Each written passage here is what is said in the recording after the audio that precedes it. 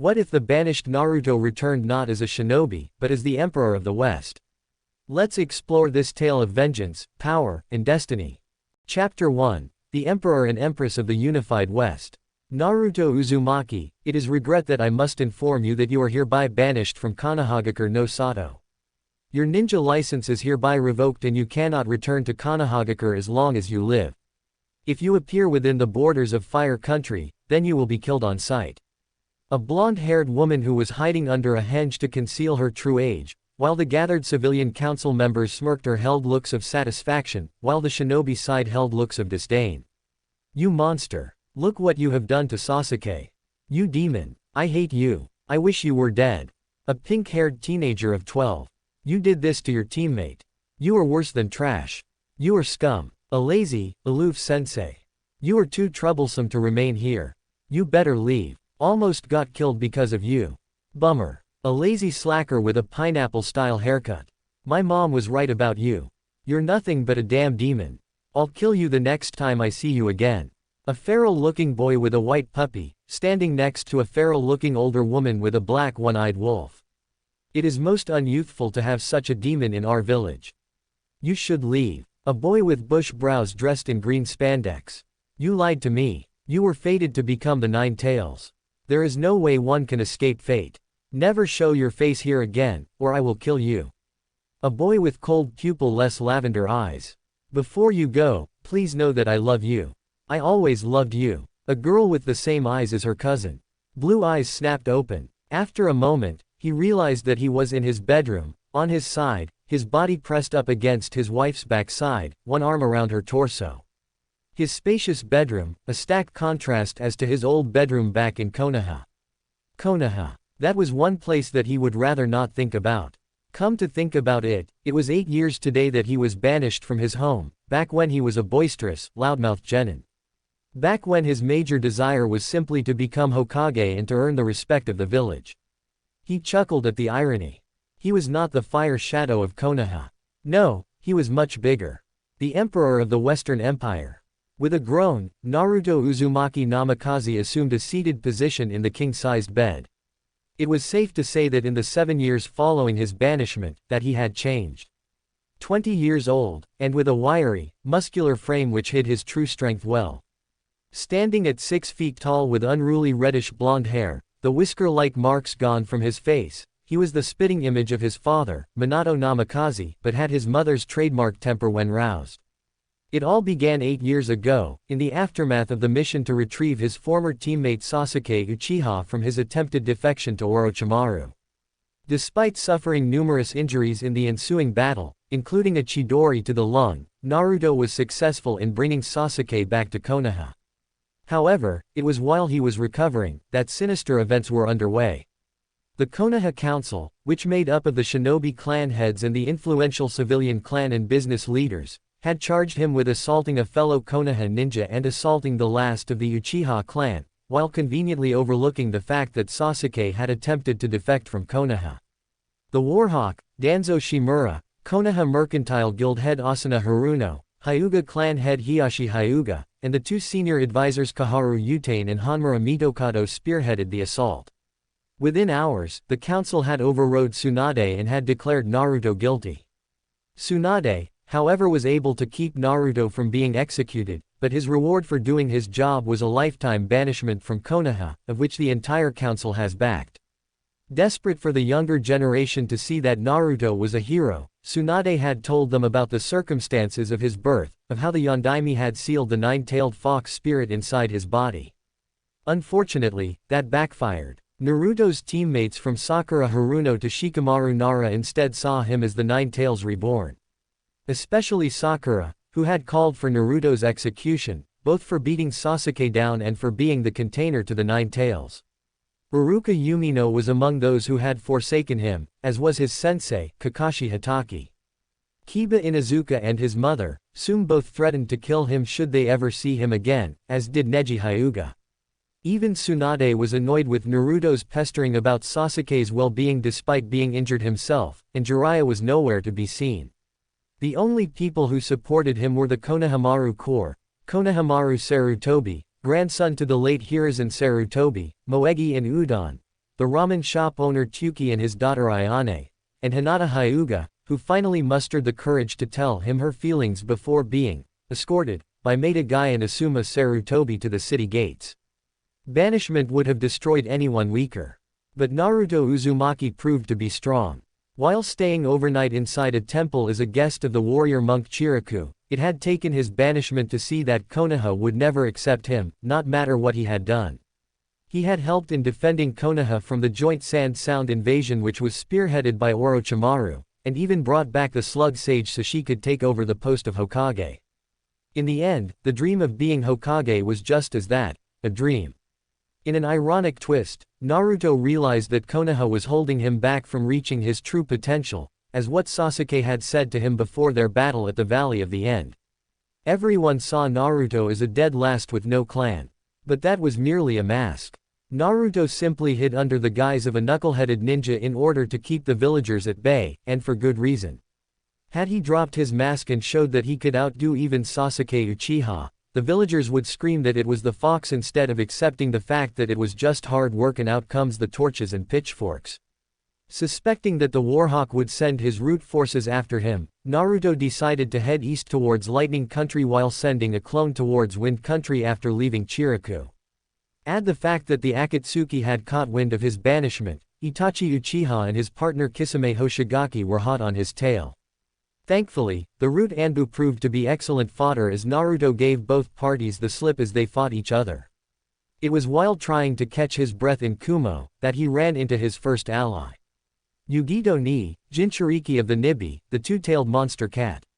Pursued by Akatsuki members Hidan and Kazuku in Kumo's sewers, Yugito would have surely lost had it not been for Naruto and several shadow clones littered with exploding tags which had separated both her and the Akatsuki pursuing her.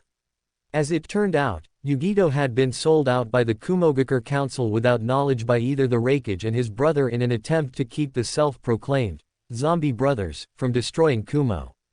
Disillusioned and betrayed, Yugito decided to join up with Naruto. Several days later, after arriving in Wave Country, Naruto received another surprise while staying overnight with Tazuma and his family. The Forbidden Scroll of Sealing, as well as his heritage. To say that Naruto was shocked was an understatement. It also reinforced his hatred towards Konoha, since they had banished the only son of Minato Namikaze, the village hero and former Whirlpool ruler and seal master Kushina Uzumaki Namikaze, nicknamed the Crimson Fury, and the hot-blooded habanero, for both her red hair and her trademark temper. His family was also loaded, as the accounts in T-Country had proven. The Uzumaki clan was also related to the famed Senju clan, of which Tsunade was a part of. It was shortly thereafter that Naruto had adopted the family name of his father, thus becoming Naruto Uzumaki Namikaze. Since things were a bit hot for both Jinchuriki, Naruto and Yugito both boarded a boat from T-Country and headed for the west. As long as anyone could remember, the northern and southern halves of the west, from the imposing Laja Mountains to the north to Tears Point to the south, were locked in a constant state of war. Power-hungry warlords and daimyos sought to control the lands by any means. Whenever two sides clashed, the fields ran red with blood. The weaker daimyos were either overrun or killed outright. Even worse, whenever a warlord was killed, another would take their place in the ensuing power vacuum. Naruto and Yugito were both in Kimen when he got into a fight with several of the local warlords' men. The five brutes were attempting to rape a helpless woman one night, as she had been caught outside of the mandatory curfew ordered by the warlord.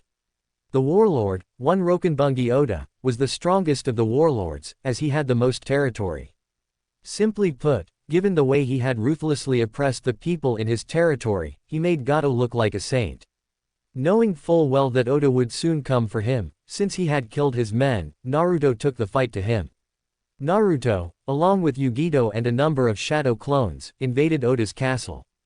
Complacent in his superiority, Oda had underestimated the former Konoha genin and had paid for it with his life. With Oda dead by his hand, Naruto had gained an ambition. The people were suffering, civilian, ninja and samurai alike. With Oda's death, Naruto had also gained his land, which consisted of the soon-to-be imperial capital and all of the Kinkri region. After consulting Yugito and the Kyuubi about it, Naruto decided on a course of action: unify the lands and bring peace to the people. He had spent the first 3 months consolidating his power base in Kumon, which would soon become the capital of the Western Empire. Samurai and ninja flocked to his side in droves as Naruto lured them in with both his fighting prowess and his charismatic personality, promising them peace for the first time since the era of the Six Paths Sage. With that, the Unification War had begun. The more ruthless daimyos and warlords who opposed Naruto's peace efforts challenged the underdog of a warlord, and were slaughtered to the last man.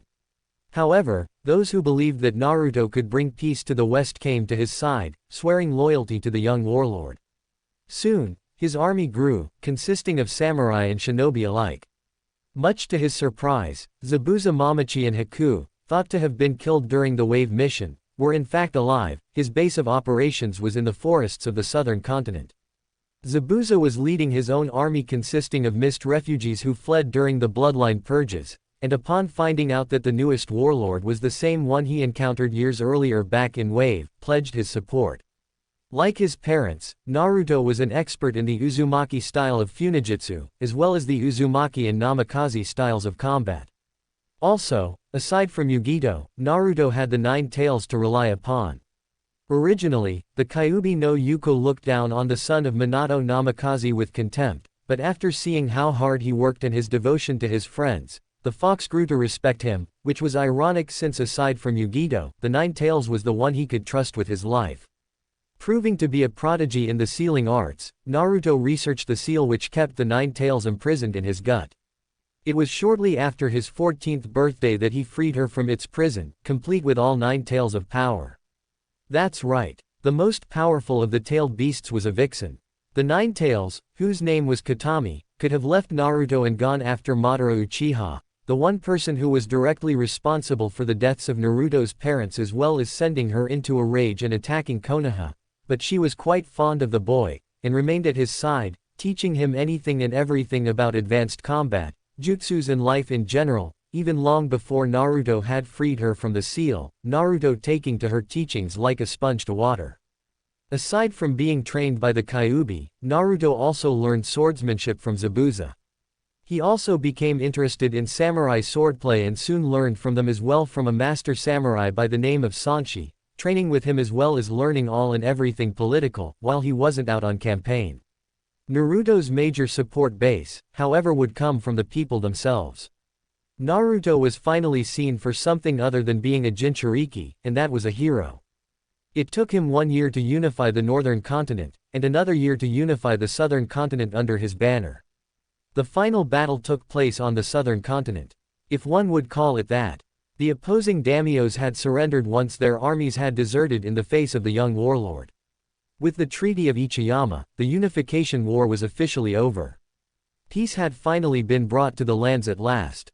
It was 3 days after the war was over that Naruto was resting inside his home, formerly that of Rokenbungi Oda, when he was approached by the leading civilians, nobility and clans from both shinobi and samurai. He had brought peace to the West, and now the people looked to him for further leadership. Naruto offered token resistance to the idea, but it was Katami who had talked him into it. You may not be Hokage, but the people look to you.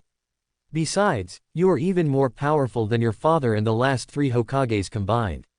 Why be a cage when you can become an emperor? With that, Naruto had ascended from being a warlord to the emperor. Thus, the unified West, or the Western Empire, was born. Katami was his chief prime minister, while Zabuza and Yugito retained their commands of their own elite units. Sanshi also served as part of his council. That was 4 years ago. Naruto kicked off the crimson covers and swung his feet over the edge of the bed before rising to his feet, wearing only a pair of pajamas, pants and a sleeveless shirt. He stretched, which was followed by several morning calisthenics to work out the kinks in his muscles. As he stretched, he felt a pair of eyes on him, but he continued his calisthenics. He may have been the emperor, but he was above all things, a warrior. When he was finished, his wife made her move. He didn't even hear her move when she got out of the bed. But he did feel her arms around his waist, her body pressed up against his. While she was still holding her, Naruto turned around and looked down at his wife. She was taller than she was back when they were both Konoha genin, standing at 5 feet 7, several months younger than he was. Long indigo-colored hair reached down her back, her pupil-less lavender eyes looking up at her husband with love and tenderness. Her night clothes consisted of a tank top and a pair of cotton shorts. She was his confidant, his biggest supporter. She was also the Empress consort, faithful wife to the Emperor. "Good morning, Haim," Naruto greeted his wife, using his nickname for her as he kissed her on the forehead. "Good morning, love," Hinata Namikaze greeted back. It would be 6 years following his banishment from Konoha that they would meet up again, this time in Suna, where the Chunin exams were taking place. Naruto was present as the personal guest to the case cage, Gaara of the Sand, given as how Gaara had requested that he train the 3 Suna Genin Maru Sarutobi, formerly Konohamaru, Moegi and Udon for the upcoming trials. Dressed incognito, which earned him the nickname, the Man in Black, he saw Hinata having a falling out with her former teammate Kiba Inuzuka and Naruto's former teammate Sakura Haruno, because of Hinata's support towards Naruto. Using one of the courier ninjas assigned to the Imperial Consulate, he summoned Hinata. There, Naruto found out that not only Hinata was shunned by nearly everyone in Konoha because of her support for Naruto, save for Kurenai and Tsunade, but was also placed into the Hyuga branch clan after her father branded her with the caged bird seal. The caged bird seal, thought to be permanent, was easily removed by Naruto. Then Hinata received another shock. The man she loved was the one who had unified the West. He was the Emperor. Free from both the seal and from her father's browbeating, Naruto allowed Hinata to remain at the Imperial Consulate until the conclusion of the Chunin course. When Hiashi received Hinata's Hitai 8 following the exams, he was livid. Hanabi, being the perfect little heiress, authorized a bounty on Hinata's head. Much Tsunade's dismay, Hinata was placed inside the bingo book as AA-ranked criminal with the order to retrieve on sight. Hiashi was not going to let anyone kill Hinata, for he would do that himself. Unknown to Hiashi, Hinata had left with Naruto and his entourage following the conclusion of the Chunin exams. The next time he would see her, the result of that meeting would not be pretty. As Hinata and Naruto had grown closer, Hinata was chosen by Katami to become the third Fox Sage. Technically, only those in the Uzumaki clan were chosen, but since Naruto himself was an Uzumaki on his mother's side and his marriage to Hinata was a foregone conclusion, Katami chose Hinata. It would prove to be a wise decision. Katami saw that Hinata had potential and the drive to surpass even the first 2 sages. Even more surprising was the fact that her self-confidence and self-worth had increased. Even though she was not a seal master like her husband, Hinata made up for it by being an expert healer and fighter, her tactical prowess second only to her husband's. Following the completion of her 6-month training, Hinata was officially declared the third Fox Sage. About a month later, she would marry Naruto in a private ceremony. There, she was given a new title, Empress Consort. Unlike most rulers, Hinata's authority was second to her husband's own. She was also quite popular with both the empire's nobility, its armed forces, and with the common people. A former princess forsaken by her family because of the love she had for her husband, long before he became the emperor. It also cemented the dynasty of the Uzumaki Namikaze rulers. "You okay?" Hinata asked. "Bad dream," was the reply. "Was it Konoha?" Hinata asked, knowing full well that today marked Naruto's banishment from the Leaf. Naruto nodded. 8 years. Do you have any regrets? Now that I think about it, no. Konoha was holding me back. Naruto paused. Great. I sound like Sasuke back when we fought at the valley. The Empress consort giggled as she stole a kiss from her brooding husband and untangled herself from his embrace. Come on, Lord Namikaze. We have to get ready for the day. She didn't get very far, as Naruto grabbed her wrist gently and pulled her back to him. The Empire can wait, Haim. We'll head out in 30 minutes. Hinata smiled. She still held that smile as she reversed the grip and tossed her husband onto the bed. Before the Emperor could recover, the Fox Sage pounced on him. 30 minutes later, following the impromptu makeout session, the Emperor and his consort showered together, as they had always did. Afterward, they emerged from the bathroom and got dressed. One thing about Naruto was that his style of clothing has changed. He had grown out of wearing orange, switching over from the color which screamed, "Kill me," to mostly dark attire. After all, black was a universal color, and could just as easily go with anything. He walked into his closet and pulled out his clothes for the day, consisting of a white shirt with a tight collar, black vest, pants and boots. His longcoat remained on the hanger, while his black cage-style hat was still on the dresser. The hat was mostly used to conceal his identity, mostly when he traveled abroad, which was often. Hinata also followed her husband's example. Despite having a passion for Chisogam dresses, she too dressed simply. Her uniform consisted of a ninja jumpsuit, i.e., her Shippuden uniform, and a black Junin flak vest. The conical straw hat, which Hinata wore for the same reasons as her husband's cage-style hat, was on the counter as well. Naruto rolled up the sleeves of his shirt to his elbows. The last thing he slipped on were a pair of black leather gloves. Once everything was in place, they exited the bedroom via Shunshin, ending up on the grounds of the Imperial Complex. The sun has just risen over the city of Kimen, which was just as big as Konoha, only that it sat 20 miles inland from the Western Sea. The Kimen River, which snaked its way halfway through the northern continent, came to an end at its namesake city. The imperial capital also served as a hub for trade, as did South Ichiyama in the southern region. Their residence, the imperial complex, was the nerve center of the empire, think the imperial palace in Japan.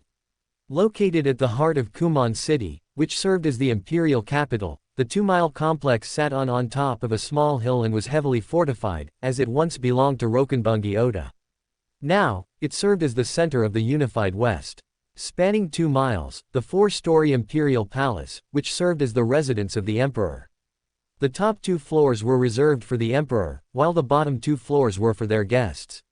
Aside from the imperial palace was the Hall of Sovereigns, of which the emperor, the empress and their 12-member imperial council, 6 from the empire's high-ranking samurai and shinobi clans and 6 civilians and nobility who were the elected representatives of the people, met 3 times a week to conduct and manage the government.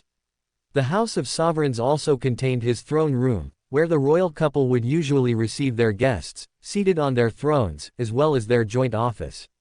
Unlike the Konoha Council, in which the Hokage was more of a figurehead by the time Tsunade had assumed the mantle, Naruto held absolute power alongside Hinata. However, Naruto and Hinata were no tyrants, showing that they had learned their lessons well. The men and women that served on the council were not, yes, men, but people who had fought and bled alongside with Naruto in the Unification War, and he trusted and respected them a great deal, as the council did the same. The imperial ballroom was located in a wooded section of the park. At the moment, the servants busied themselves in preparing for the Unification Gala, which was to be held by the end of the week, in which the emperor and empress would host what is the biggest event of the year. And at that time, the entire empire would be celebrating the peace and prosperity that their young emperor has brought them after years of non-stop war. Adjacent to the imperial palace, was their private training hall, where he and Hinata would spar and meditate. Last, was the set of barracks used by a regiment of ninja and samurai, also hidden in the wooded area of the complex, the ninja and samurai assigned to watch over the grounds of the complex. Arms linked, the royal couple strolled into the House of Sovereigns to start their day. The samurai that stood guard greeted their emperor, to which Naruto and Hinata responded with a nod. The chief advisor was waiting for them in the corridor. Slightly taller than the emperor, with tanned skin, muscular, bleached blonde hair and mustache, Naruto greeted him with a nod, and the man fell in step beside him and Hinata. "You're up early this morning, eh?" Naruto began. "And you jumped out the window again, Chief," replied dryly. Turning to Hinata, he greeted her as well. "Lady Namikaze." Hinata responded. "He did not jump out of the window this time. We came down by Shunshin." How did the Raikage of Kumo ended up in the West, and as Naruto's senior advisor? 3 years earlier, was overthrown by a more hardline Raikage. The first order of the new Raikage, eliminate his predecessor and his brother, Killer Bee. However, as Emperor of the West, Naruto had a robust spy network in the East, and it was through them that Naruto was notified of the coup while visiting Gaara and Suna. With the aid of his elite guard, his personal bodyguards and the use of the demons, Gate Jutsu, arrived at the nick of time and slaughtered the Kumo Anbu, thus saving A and B's lives. Imagine their shock upon returning to Suna that the emperor was the former Kyuubi Jinchuriki. Even A and B had heard about the exploits about the one who unified the lands under a single banner. It was then that Naruto offered A and B political asylum within the empire, along with the other 5 Jinchuriki that Naruto had rescued from the Akatsuki.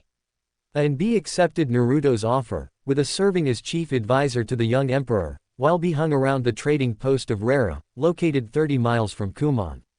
Still a ninja, through and through, A remarked. Haven't called myself that since I came here, Naruto replied.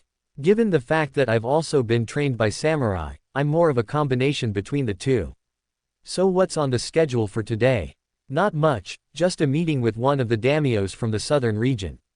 Mukata, I think. Everyone is preparing for the festival at the end of the week. What is it about? The southern Badlands. I thought we covered that in the last meeting of the council. That we did, Chief, A replied, and so far, your financial aid has proven to be effective. I think that Daimyo Mukata wishes to offer the hand of his eldest daughter to you. At that, Hinata's eye twitched. Naruto was loyal to her, and despite her gentle demeanor, the idea of having to compete with either a concubine or a mistress was to her insulting. She made that perfectly clear when she became Empress Consort. Naruto was hers and hers alone. In case you forgot, I'm married, Naruto said. But in Mukata's case, he wants you to have a concubine.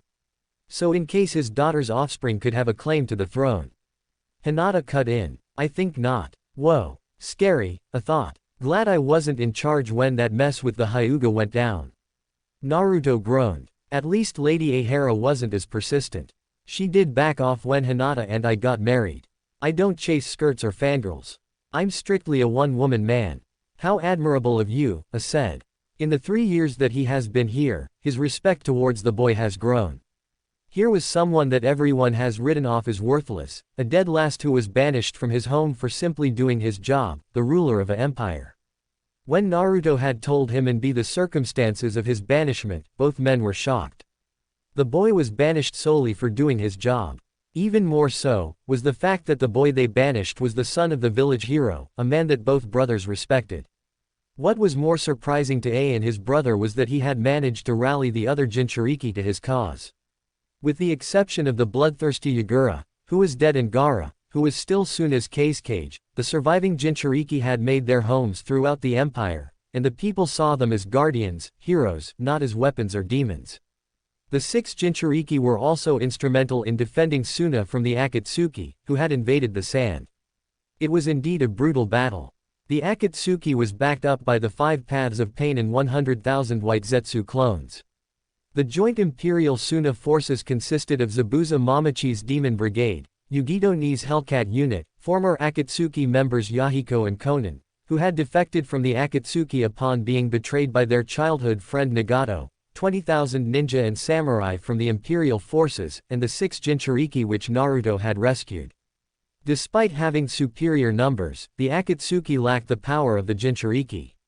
In the end, the Akatsuki were routed and destroyed.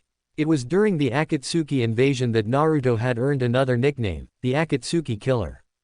Both Itachi Uchiha and Nagato had fallen to his blade. Hinata was credited with the killing of Deidara.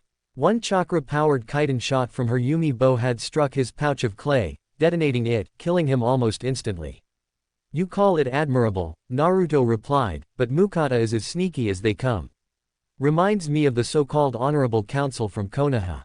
Always looking out for their own interests, yet claim that it's for the good of the village. Your Majesty. Naruto, Hinata and A stopped in mid-step and turned around. A valet was running down the hall in their direction. The valet skidded to a halt, and bended down to his knees, panting, taking in gulps of air. Catch your breath, son, A said. What business you have with the emperor? There's someone here asking for you, the valet replied once he got himself under control. He wishes to speak with you, sir. Tell them whoever it is I will speak with him shortly, Naruto replied. He says it's urgent, sire. Naruto sighed. Okay. Who is he and where is he from? He did not give me his name, Majesty, the valet replied, but he did say he was from the east. Fire country. If Naruto was surprised, he did not show it. However, A and Hinata exchanged worried glances. Where is he now? I told him to wait inside the throne room, sir, the valet replied. You may go, the emperor said. Once the valet was gone, A turned to the younger man. Fire country. You think it's Konoha? Could be, Naruto replied. If you want, I can have whoever it is thrown out, A suggested. No. This was going to happen sooner or later, Naruto replied. You think that after sending out most of the Konoha 11, the Warhawk, and the clan heads after me that they would finally get the hint and leave me alone. Deal with Mukata, and tell him that 1. I had an emergency to deal with, and 2. My answer to his impending proposal is no. I nodded and walked down the corridor. Naruto, in the meantime, headed for the throne room, located inside the hall. Hinata followed him. On the outside, he was the perfect picture of calm. Inside, he was angry. Konoha. Today marked the 8th anniversary of his banishment from the Leaf, and someone had the nerve to waltz into his home. Depending on who it was, he may have them imprisoned.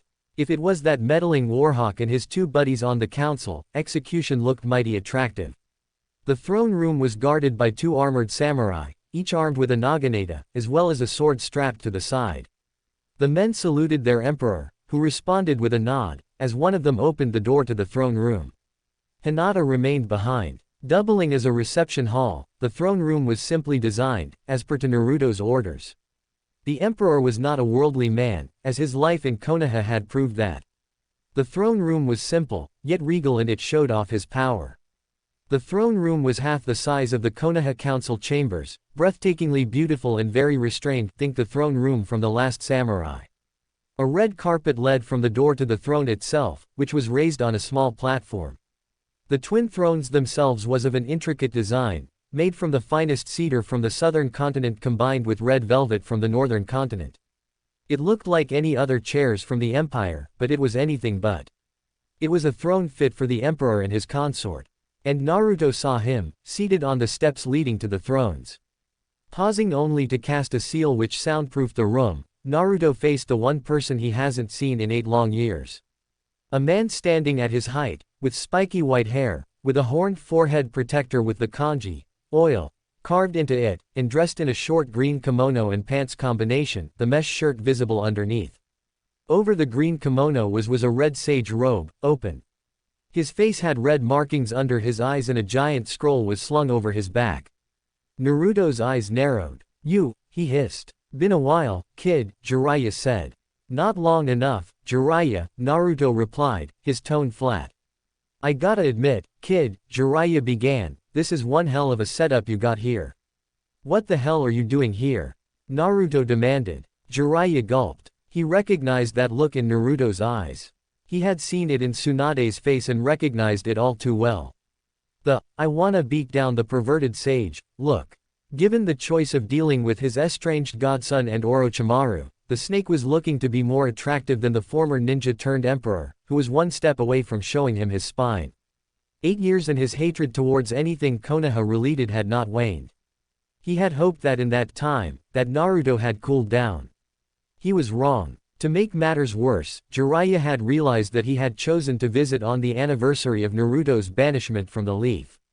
Crap, Jiraiya thought. This is not good. Chapter 2, Decisions. I'm waiting for an answer. What the hell are you doing here, Jiraiya? Naruto demanded, arms folded.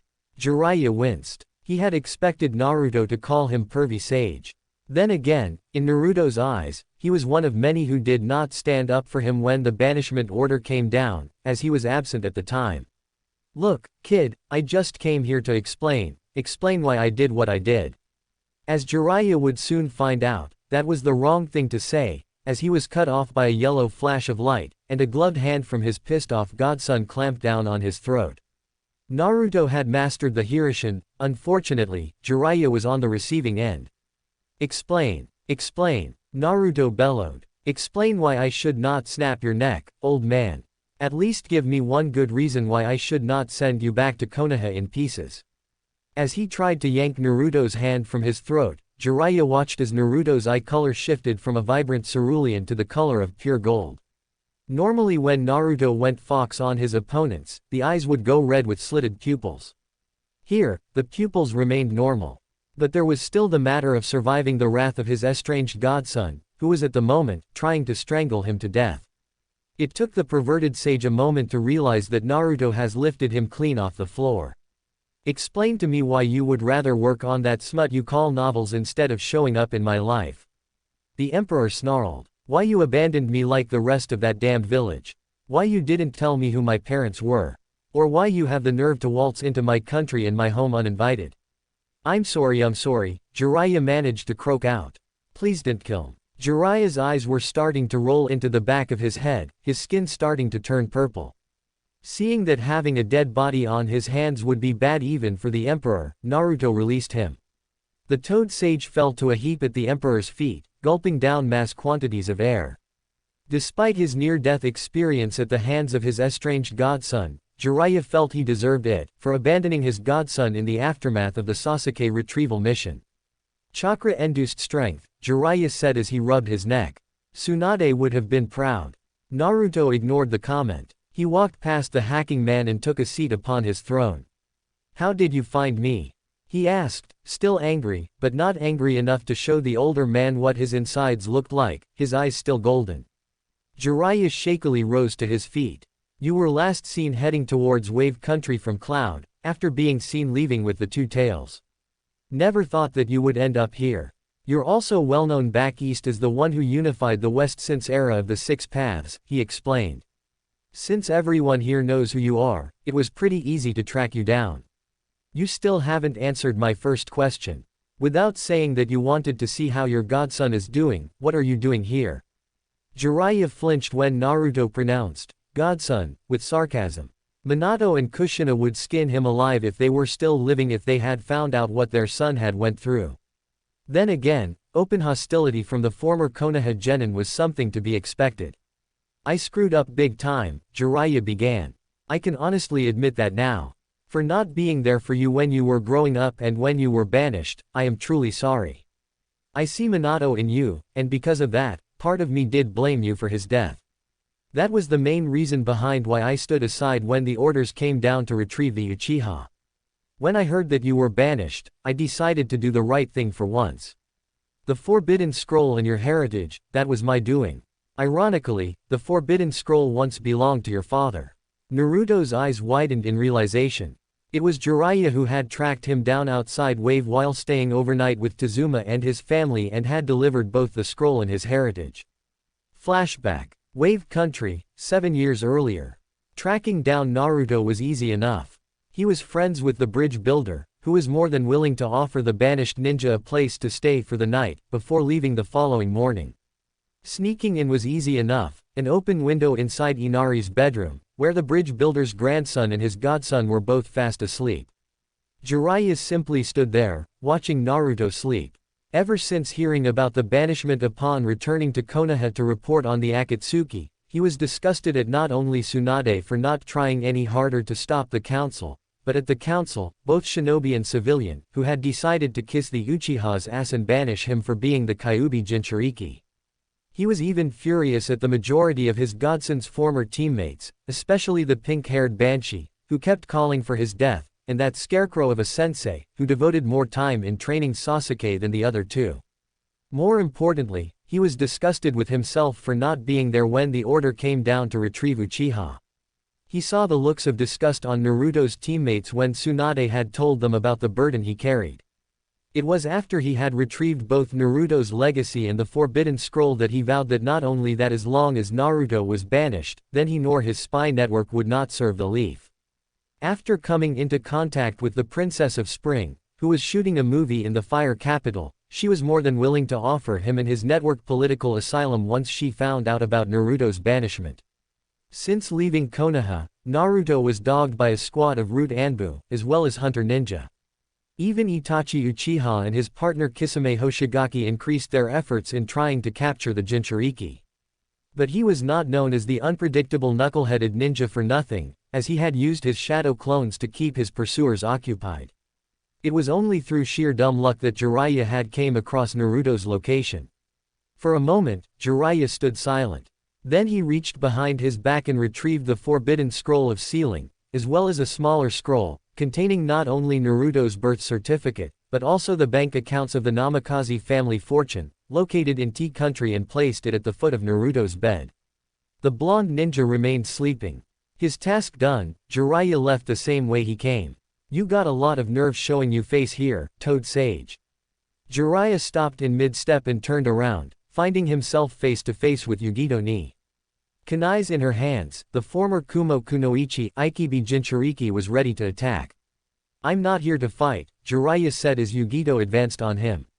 The old hermit then recognized her. She was not dressed like a kunoichi, but there was her chakra signature. You're Yugito ni, of Kumo. Jinchuriki to the Nibi, the two-tailed monster cat. I'm no longer with the cloud, Yugito replied, stopping in mid-step. Without the knowledge of both A and Killer B, the council decided to sell me out to the Akatsuki. If it wasn't for the kid, I would have been captured, or worse. He told me everything. The Gaki and I are both Nukenin without a home. And because I owe him my life, I and the Two Tails will protect him from all threats. At least I know that he's safe, Jiraiya said. I just dropped by to deliver his legacy and inheritance. You mean he doesn't know that he is the son of the Yellow Flash of Konoha? Off Jiraiya's surprised expression, Yugito continued. It's pretty damn obvious since he looks like his old man. Namikaze's a legend, given how he wiped out most of Iwa's ninja forces with the Hirishin. Don't worry. I'll let him find out on his own. In the morning, we'll be gone. Probably for the best, Jiraiya said. The kid probably hates me for not backing him up. For his sake, tell him that you didn't see me. End flashback. Seeing as how he held the young emperor's attention, Jiraiya continued with his explanation. I knew you would hate me, so I did not come and see you when you were banished. That and Minato and Kushina would kill me for not being there for you, so I did the next best thing. Following your banishment, Konoha tried to send Hunter Ninja and Anbu after you, as well as placing you in the bingo book as a S-class missing nin, but fortunately, your old man had friends in high places. Naruto could only guess. My father knew the fire daimyo. Jiraiya nodded. Your father rescued the daimyo's daughters during the last shinobi war when they were kidnapped by Iwa ninja. When I told him everything that has happened to you, the fire daimyo decided to intervene on your behalf. I was there in disguise as one of the daimyo's guards when he went to Konoha to personally end the attempts on your life. Believe me when I say that the council was pissed. Flashback. Konohagakure no Sato, 7 years earlier. The Uchiha will not face criminal charges, as he was under the influence of the cursed seal, Kaharu Udatane was saying to the council. Tsunade Senju was not pleased. That does not mean that he will be punished for his attempted defection, the Godime intoned. He will be placed under house arrest until I see fit that he will return to active duty, and will remain a genin for the next 3 years. Furthermore, Cell 7 is immediately dissolved. Captain Hitaki has shown that he is not capable of leading a team of genin due to his blatant favoritism and will be placed back inside the Anbu. Haruno will be reassigned to another cell. The civilian side of the council had no problem in agreeing with Tsunade's request. They were in a good mood, as they had finally gotten rid of the Kyuubi Jinchuriki, circumventing around Tsunade's authority in order to do so. Even more better was the fact that the majority of the Konoha 11 saw him as the Fox Reborn, meaning that it would be easy to get them to kill the container the next time they see him. Homura Mitokado then spoke next. Our next order of business is the Kyuubi Jinchuriki himself. I propose that he will be placed in the bingo book as a S-ranked missing ninja with orders to kill on sight. Turning to Tsunade, he cut her off, noting the furious expression on her face, his tone slightly smug. The boy is a danger. Who know what he will do? He is unpredictable, and now that he has been banished, he could take his revenge on Konoha. Turning to the council, he said, all those in favor of placing Naruto Uzumaki in the bingo book as a S-ranked missing ninja. Before a vote could be taken, the chamber's doors opened and the daimyo's personal guard stepped inside, ready to execute their lord's will. Hiyashi Hyuga was on his feet. This is a private meeting. He barked. You dare interrupt this honorable council? I dare, Hyuga, the fire daimyo intoned as he stepped inside, causing the Hyuga clan head to do a very uncharacteristic eep at his arrival. The old man's face showed genuine discontent of the council who had orchestrated the banishment of Minato's son, and the Hokage, who was helpless to stop them. The council and Tsunade bowed in respect of the ruler of Fire Country. Lord Daimyo, to what we owe the honor of your visit today? Homura asked. The daimyo looked around before he began to speak. I have received word from a very creditable source that this so-called honorable council are attempting to place a boy in the bingo book for the sole reason of being the Jinchuriki to the 9 tails, he deadpanned. At that sentence, the council chamber went silent. Their scheme was finally exposed. The daimyo caught the looks on the council's faces. So, it is true. Hiyashi was the first to quickly reply to the daimyo's accusation. My lord, while that alone is a valid reason, it is not the main reason, he stated. The daimyo turned to Hiyashi. Do you think I am stupid, Hyuga? He asked in a ice-cold tone. Please, tell me. Wisely, Hiyashi kept his mouth shut, since he wanted to keep his head. Coming from you, Hyuga, I am most surprised to see that you of all people defending the Uchiha, given the bad blood between your clan and the Uchiha. I'm willing to bet you were very happy when most of them were slaughtered. I have seen the mission parameters for the Uchiha retrieval mission, and you banished the boy solely for doing his job. If anything, the Uchiha should be banished, if not executed outright, for his attempted defection from the Leaf, as well as nearly causing the deaths of his teammates, as well as the visiting envoy from Suna who was also sent along for the mission. One of the civilians rose up in protest. Tsunade recognized her as Asuna Haruno, Sakura's mother and the leader of the Konoha Mercantile Guild. My lord, he is the last of the Uchiha clan. He is needed here. Advisor Yuditane verified it herself. The Uchiha was under the influence of the cursed seal. No. You value only the Uchiha's Sharingan to the point that this pathetic council will banish an innocent boy for something that was not in his control, the daimyo shot back, causing the council member to sit back down in fright. And concerning Yuditane's claim, it's a bunch of crap. Yuditane is not a seal master. That is just an excuse. The Uchiha left the village of his own accord, and you were more than willing to sacrifice your own ninja to bring him back. But back to the matter at hand. You banished the Uzumaki boy on trumped-up charges for using excessive force, yet he was more injured than the Uchiha. And now, you wish to place him in the bingo book solely because he is the jailer of the Nine Tails. He began to count off on his fingers. 1. You had overrode the authority of your Hokage to have him banished, ergo you cannot label him as a missing ninja.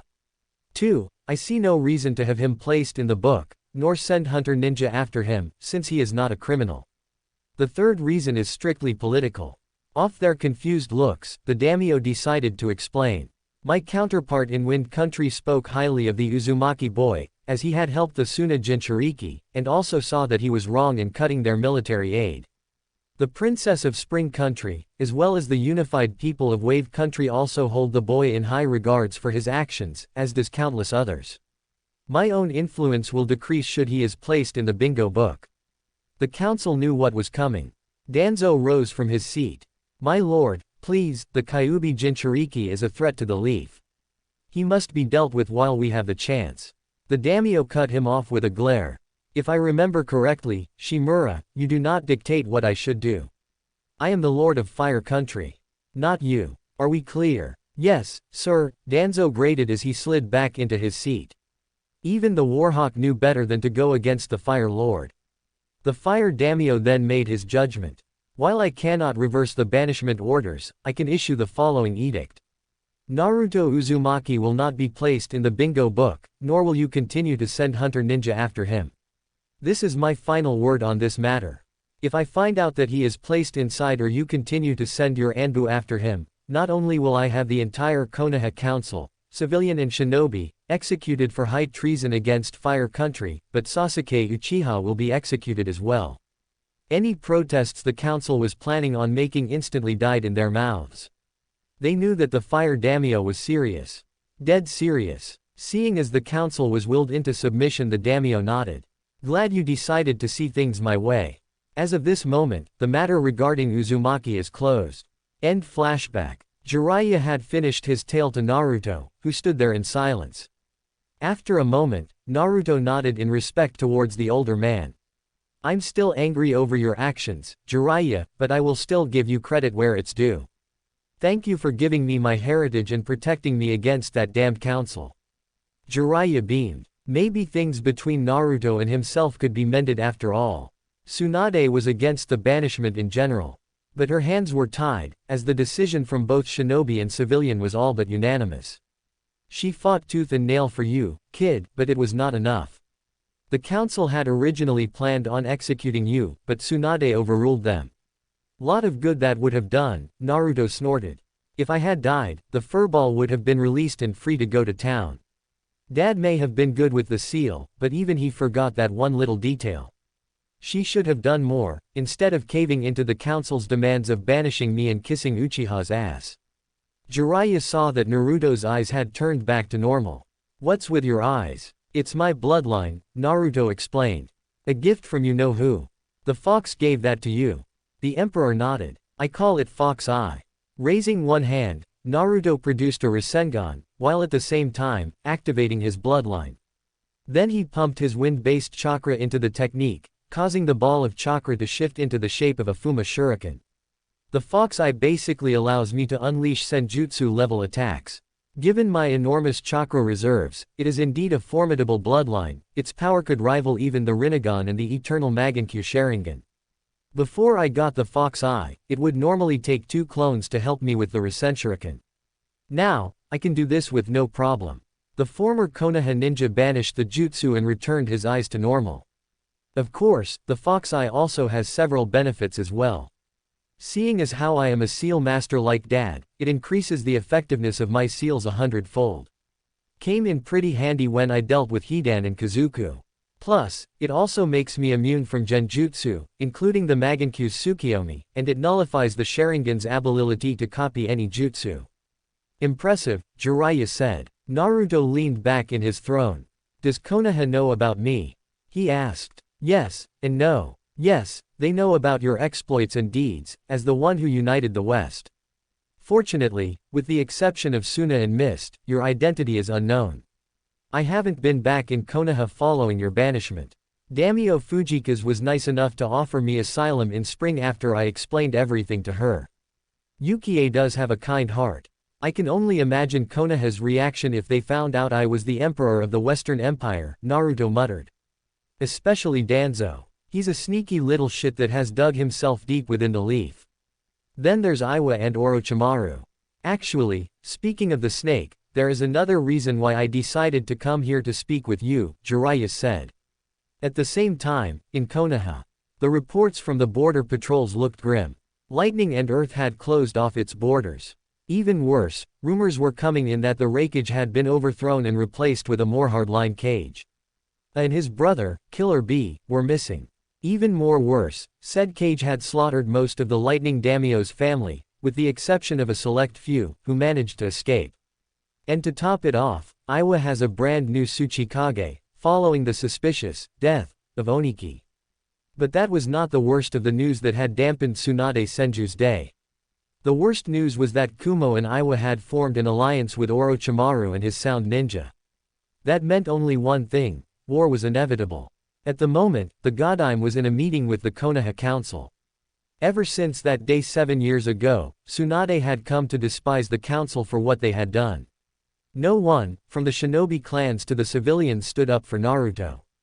Even worse, when she revealed Naruto's burden as the Kyuubi Jinchuriki in an attempt to see the kind of hero he was, the Konoha 11, with the exception of Hinata, had turned their backs on him. She had notified the council of the recent events, and suffice to say, things looked grim for the Leaf. Against one of the major shinobi powers, they stood a chance of survival. But against 2 major shinobi powers who both have a grudge against Konoha and a rogue sage hell-bent on destroying the Leaf, the situation looked grim. Tsunade called for silence. It's apparent that this is going to be a 3-on-1 battle. If by some miracle we manage to survive, then it will take years for Konoha to rebuild its forces. What we need is another force involved.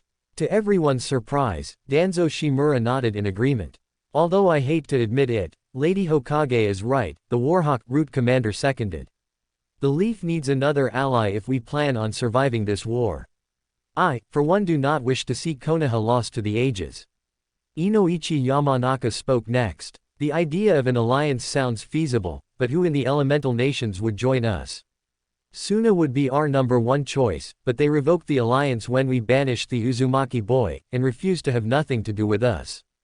Following that, Spring, Snow, Iron, Tea, and Wave revoked their alliance and trade agreements with the Leaf, as well as with Fire Country. It is true that we no longer have to worry about the Nine Tails, but it is apparent that by banishing the boy, it did more harm to the Leaf than good.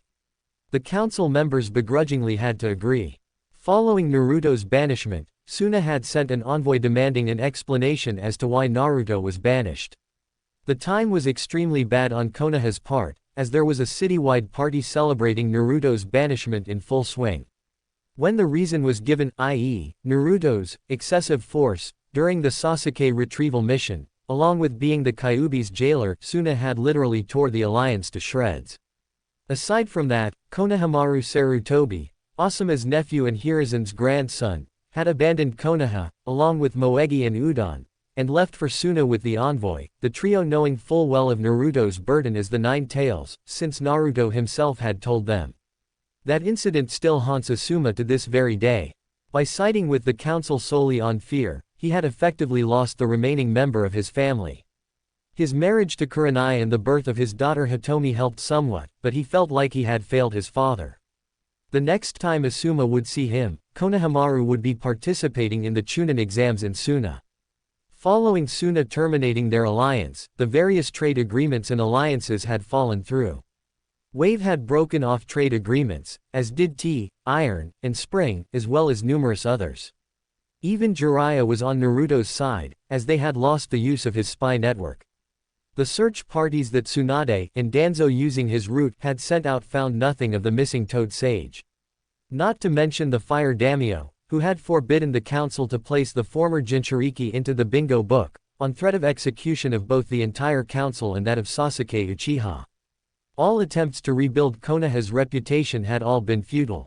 When asked why the neighboring villages and countries had terminated their alliances and agreements, everyone's response was the same. They favored a ninja who was more than willing to betray his village for power and banished a ninja who was a hero. In layman's terms, Naruto wasn't to blame, but Sasuke Uchiha for his attempted defection from the Leaf. And having a village known for its chronic backstabbing part of any kind of alliance or agreement would be bad for business. In those 8 years, it was clear that the Leaf was now a mere shadow of its former glory. Wherever the Leaf went, they would receive a rather cold reception.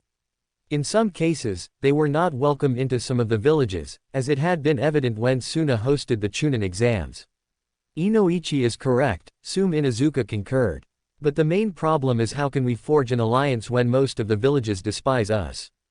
That damned Kyuubi brat cost us every single alliance we had when we threw him out.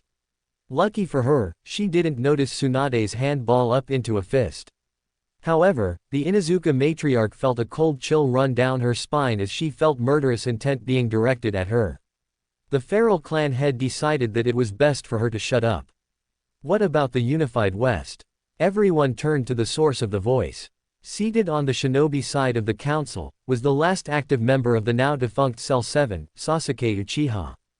Following Naruto's banishment and Tsunade's revealing Naruto's secret, Sasuke was the diametric opposite of the rest of the ninja. Unlike his own childhood, Sasuke had grown to respect, albeit a bit grudgingly, the burden that Naruto had carried, not to mention the level of restraint that Naruto had. Even he saw that he was not the Nine Tails reborn, and with that kind of power, he could easily destroy Konoha should he wish. He also blamed himself for being seduced by the promise of power from Orochimaru, which led to the events that ended with Naruto's banishment. Despite not being trusted for his attempted defection to Orochimaru, Sasuke had worked hard for his rank of Chunin, and later, Junin, and had gained a seat on the council, and as one of the chief advisors to Tsunade. To the shinobi side of the council, despite their obvious mistrust of the last Uchiha, the idea did show merit. They had heard about a young boy who had emerged in the West and had launched a war of unification, uniting the lands in less than 2 years and having been proclaimed the Emperor of the West. Suna is pretty friendly with the Empire, Sasuke continued. Aside from that, it's apparent that Suna has a military alliance with the Western Empire. Given that it had came to the Sans aid during the Akatsuki invasion, it is clear that the Empire has some pretty powerful warriors within their ranks, both shinobi and samurai. The Emperor himself is said to be a powerful warrior, trained in both the shinobi arts and the way of the samurai. From our past encounters with him, it's safe to say that he is highly skilled and incredibly strong, stronger than even the legendary sages themselves. Indeed, Danzo thought, that boy has proven to be stronger than my elite root. Were he a Konoha ninja, I would have made him into my right-hand man. He shows even more promise than the Uchiha. And his elite guard, if they are strong enough to decimate my root, then such a power could be extremely useful for Konoha. As to the rumors of the Emperor himself being a skilled and powerful warrior, several of the shinobi clan heads, higher-ranking Junin and special Junin can attest to that fact, albeit painfully. It had all started 2 years ago when Akatsuki members Hidan and Kazuku slaughtered the warrior monk Chiriku and his fellow monks inside their temple. The emperor himself, who was on an inspection tour of the Pakara merchant houses with the Shinzens and traveling incognito, personally intervened. Tracking down Hidan and Kazuku near an underground bounty station, the emperor brought Hidan's Jashin ritual and curse jutsu to a halt, thus saving Asuma's life. As Kazuku and Asuma watched in complete shock, the emperor nullified Hidan's immortality with a special set of seals, right before severing his head from his body, killing the foul-mouthed priest ninja. Then he turned his attention to Kazuku, destroying each of his hearts before severing his own head as well. To add insult to injury, he collected the bounties on both men. Moments later, the Inoshika Cho trio arrived. Assuming the worst, they attacked the man in black, only to be sledgehammered back. Their injuries were not fatal, but they would be out of action for a couple of days. Asuma, however, would be incapacitated for several months. But after Asuma had explained everything, it was clear that he owed the mystery man his life, and that he knew his old comrade in arms, which means that he was out simply to avenge Chiriku. Tsunade was not convinced, and with the council's backing, issued the following order: bring the man in black to Konoha for questioning. Following the Inoshika Cho's defeat, several more Konoha ninja would face the emperor, and fail.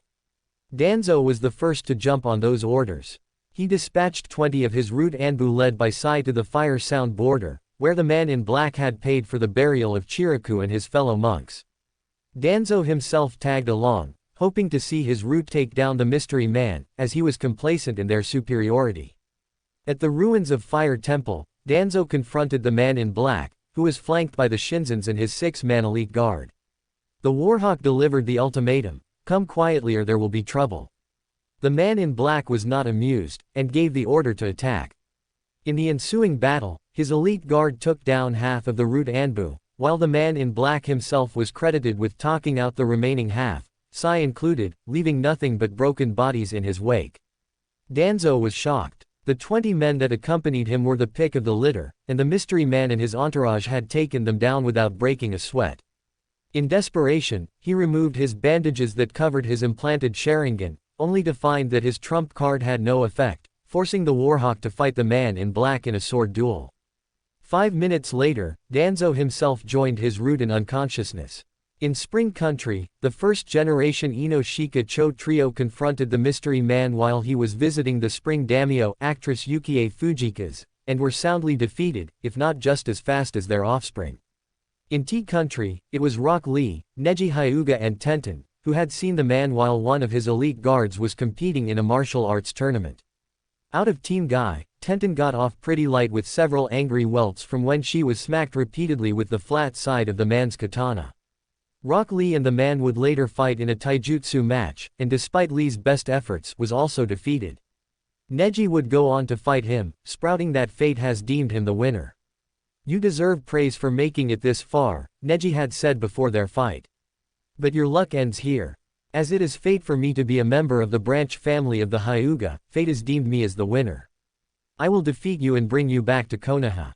I never got this far by living my life bound to fate, the man in black replied. Fate and honor are designed for one thing. They are designed by weak people to keep the strong in line. There is no such thing as fate. There is only choice. The choice to do what is right. The choice to make your own destiny.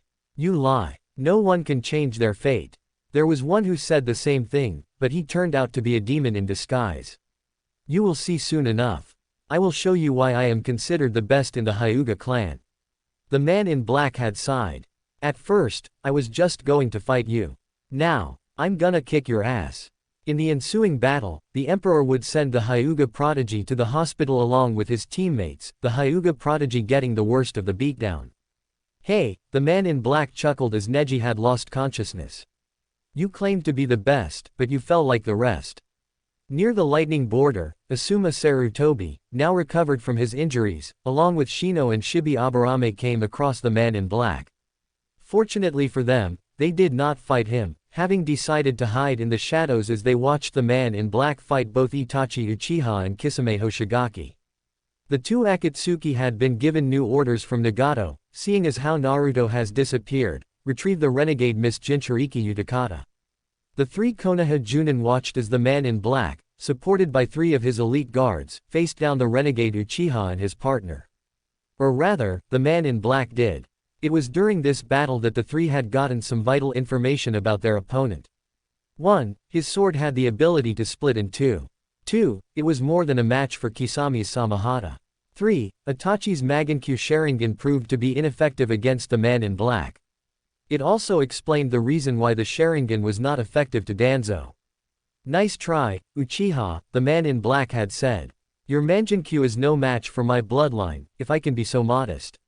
Not only it increases the power of my jutsu and seals to rival the power of the legendary sages, it also makes me immune from all forms of genjutsu, including your dreaded Tsukiyomi. This can end in two ways. And in both of them, the Rokubi Jinchuriki comes with me. You make it sound like we have no choice, was Itachi's reply. You don't, the man in black replied as if he was asking the time. It's my way, or, screw it, it's my way. Itachi and Kisame then attacked.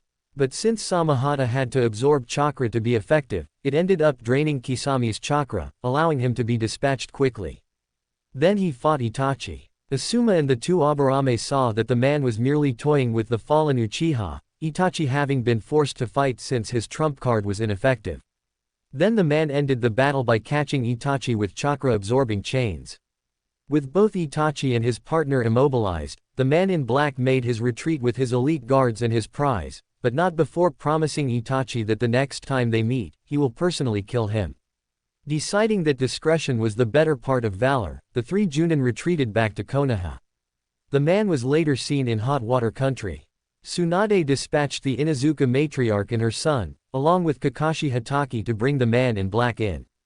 This was the only time that the emperor has fought back so viciously. Both Sume and Kiba performed their beast mimicry, transforming Kuromaru and Akamaru into clones of themselves, while Kakashi summoned 5 shadow clones. The two Inuzuka and Kakashi found out the hard way that the man was very skilled in taijutsu. First, he disposed of Kuromaru and Akamaru in a specialized net created to drain chakra, before turning his attention to the three Junin. In the end, Kiba ended up with a broken nose and jaw. Sume also had a broken nose and a broken collarbone. But Kakashi had it the worst. 6 broken ribs, his jaw and nose broken, 1 ruptured eye socket, his right hand and leg broken, and the emperor's boot up his ass. Literally. The 3 ninja were found by a backup group of Anbu and had to be carried back to Konoha. Kakashi was unable to sit right for 3 weeks. With the Inuzukas and Kakashi down for the count, it was up to Anko Mitarashi, Metagai and Hiyashi Hyuga. This time around, a 10-man squad of Anbu came along to assist. After the epic beatdown that the Inuzukas and Kakashi had endured, Tsunade wasn't leaving nothing to chance. The battle took place inside the ruins of the Whirlpool village in Wave Country. Only this time, the Emperor's elite guards were with him as the Emperor investigated the ruins. The first thing that the Snake Mistress, the Taijutsu Master and the Hyuga clan head found out was that the man was of noble blood, as his family was of the Whirlpool ruling family, something that Hiyashi could respect. The second was that despite having superior numbers, his elite guards had literally dismantled the Anbu that were sent in. Anko, Hiyashi and Guy would fall, thus adding to the mystery man's tally of defeated Konoha ninja. In desperation, the council had once again circumvented Tsunade's authority and reactivated Sasuke Uchiha to active duty. It was during the Chunin exams in Suna that Sasuke had faced off against the man in black, who was there as Gaara's guest. Despite being the Uchiha elite, Sasuke lost, but not before the man had revealed his identity to him. "I am the sovereign ruler of the unified West," he had whispered. The Maverick Emperor, the Crimson Fury of the Empire, the man had said right before knocking him out cold. Upon returning to Konoha, the battered Uchiha gave his report to the council. Naturally, the council did not believe him. Only when a visiting Pakara merchant had verified Sasuke's testimony, did Konoha back off. The last thing they wanted was an irate emperor declaring war over a misunderstanding. A war which could easily lead to Konoha's destruction. The one thing Sasuke found strange about the emperor was the fact that he knew exactly how the Konoha ninja fought.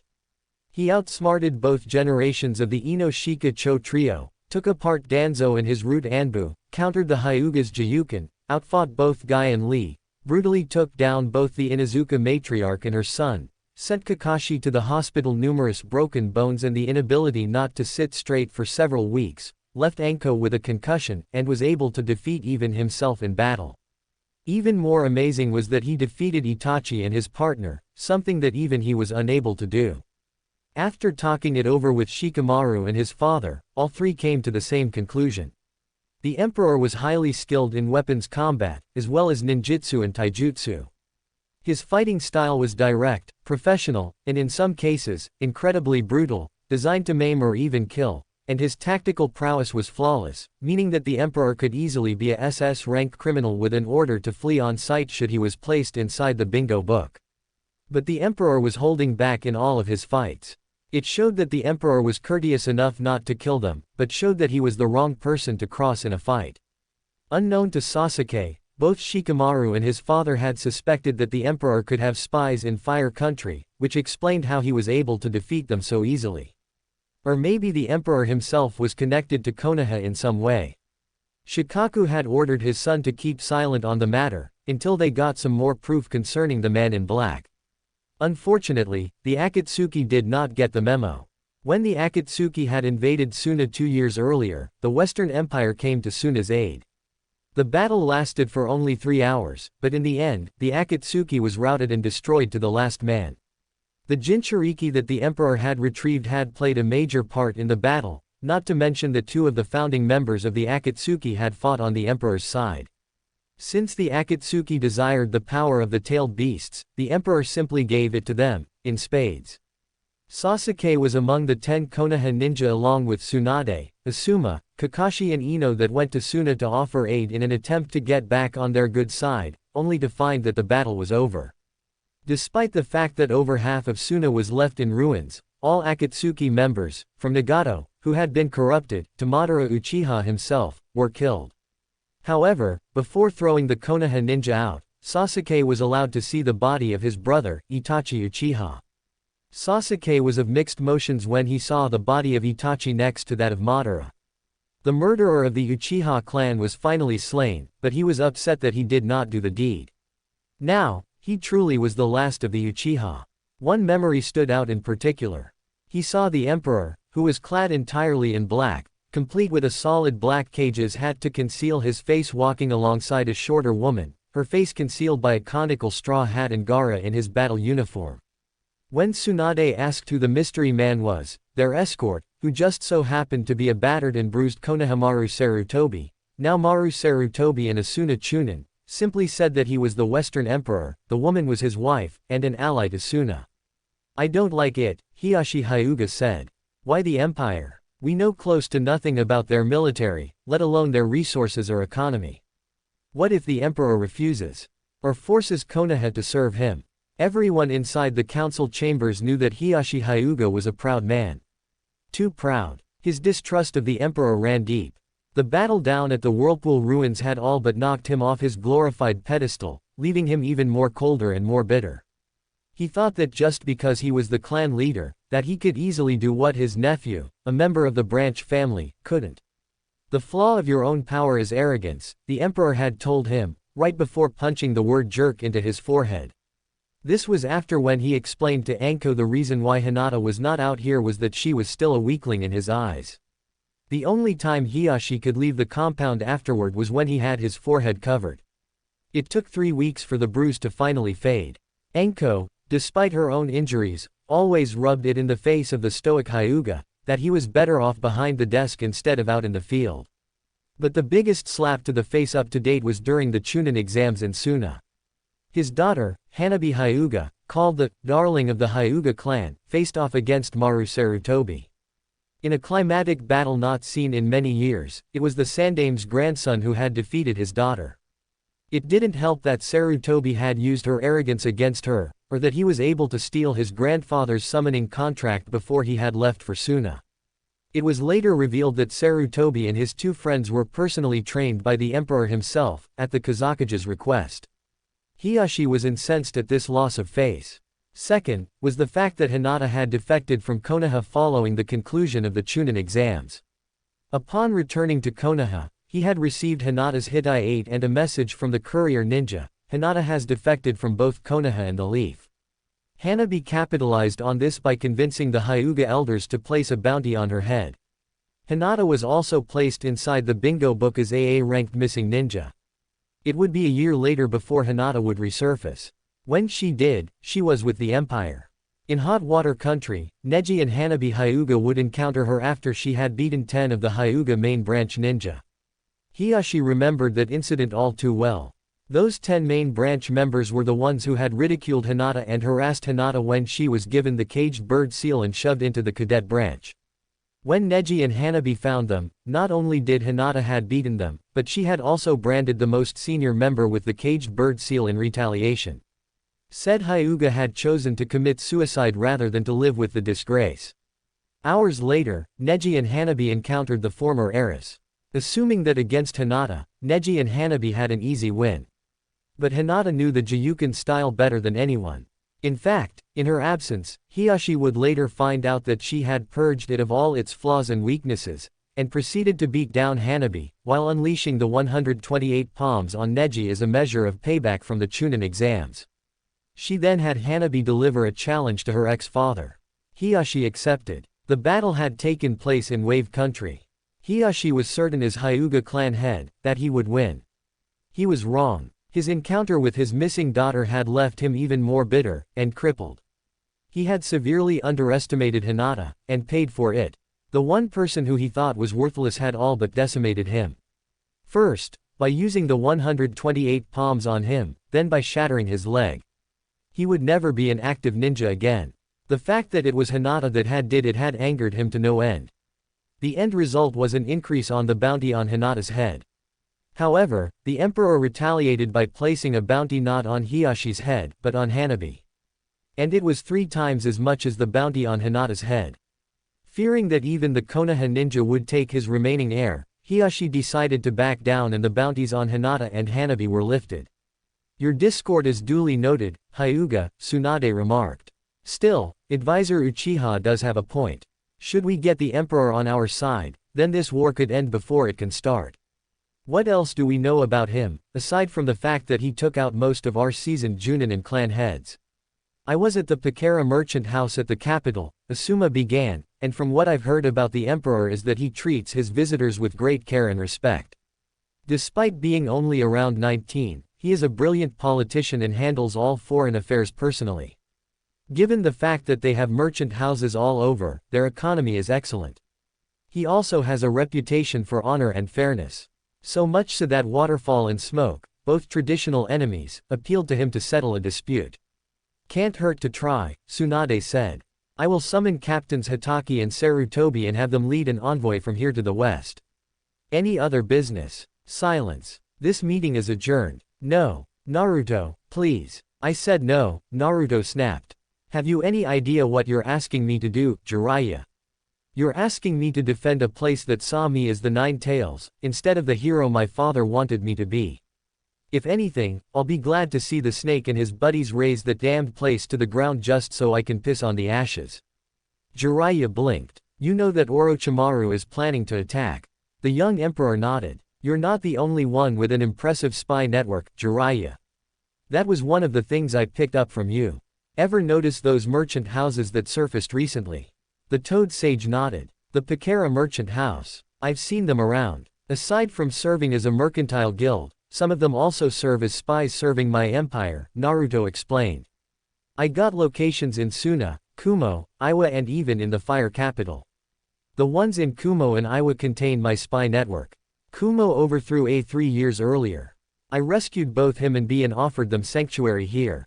Whether you like it nor not, there is another war on the horizon, Jiraiya replied. A 4th shinobi war. And if Orochimaru or Iwa find out who you are, they will come for you. I know you want to protect your people and country, kid, but you can't fight fate. Naruto scoffed. You sound a lot like Neji. He said the same thing during the Chunin exams, and down in T country. There is no such thing as fate. There is only choice. It was Kokoa's choice to banish me. It was Tsunade's choice to reveal my secret to the Konoha 11. And it was my choice to unify the lands. And you got a choice now, the Toad Sage said in a calm voice, not noticing that Hinata has slipped inside the throne room. The choice to prove that you are better than Konoha. The choice to prove that you are better than me.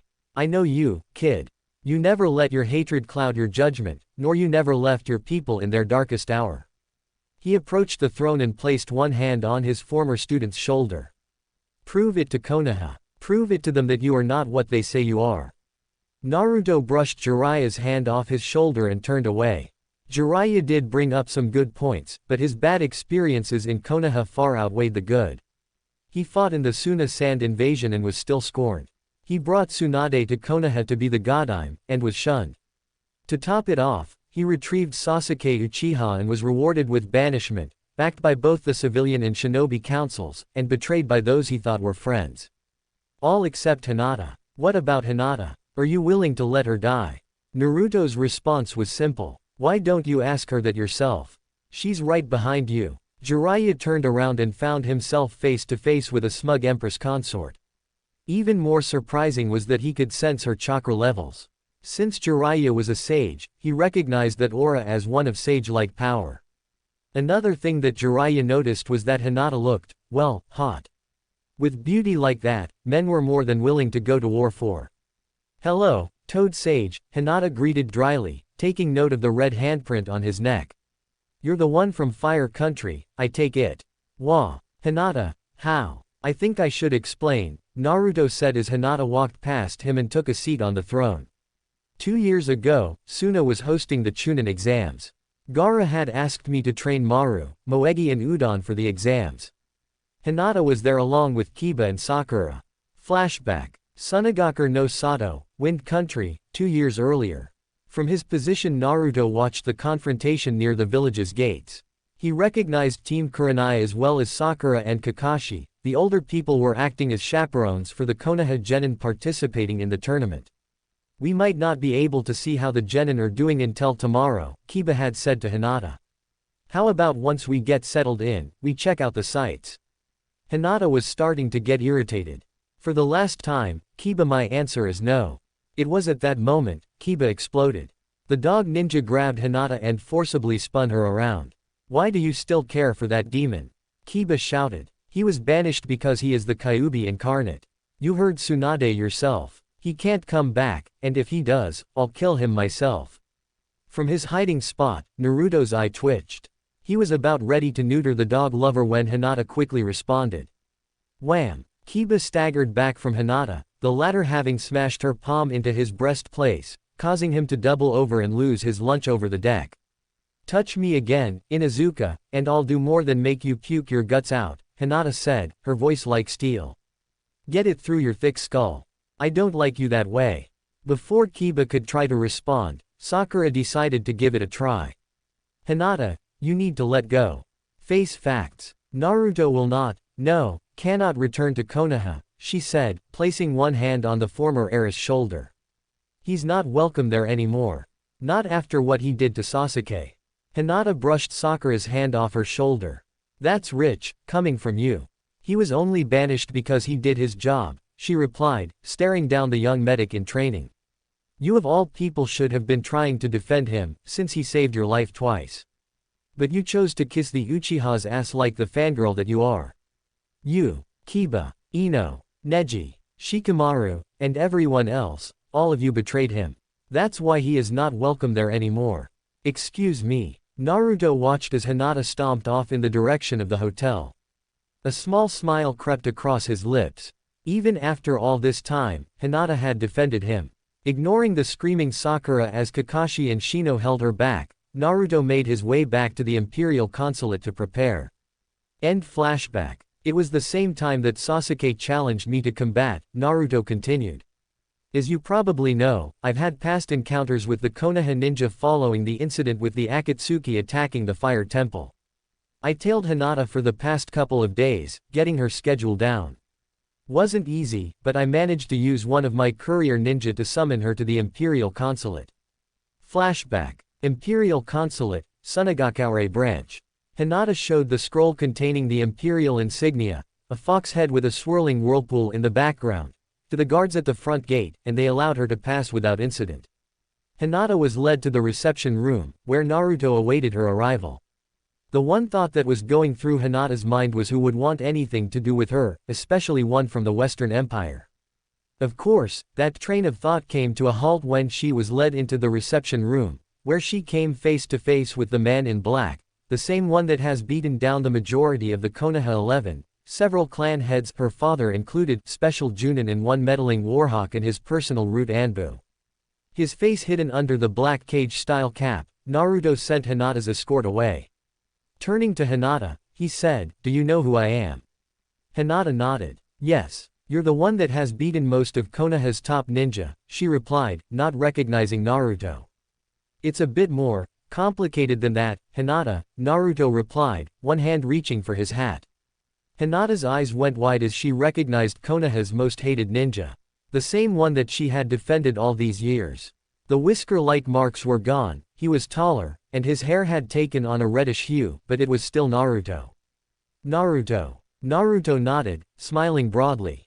"Yeah, it's me, Hinata." Hinata's reaction was instant. She lunged at Naruto and ensnared him in a bear hug, not wanting to let him go. She had nearly given up hope that he was still alive. But here he was, alive and in the employ of the Western Empire. Naruto returned the hug, his chin on the top of Hinata's head. "It's okay, Hinata. It's okay." After prying Hinata away from him, the former genin turned emperor and the former heiress took a seat on the couch. "Hinata, I owe you an apology," Naruto began. "Had I known that you felt the way you did about me back in Konoha, I would have spent more time with you rather than chasing after Sakura." "You were young then," Hinata pointed out. "I'm still young," Naruto pointed out. He then noticed something. Narrowing his eyes, he reached for Hinata. Hinata, sensing what Naruto was planning on doing, grabbed his wrist, and turned away, looking ashamed.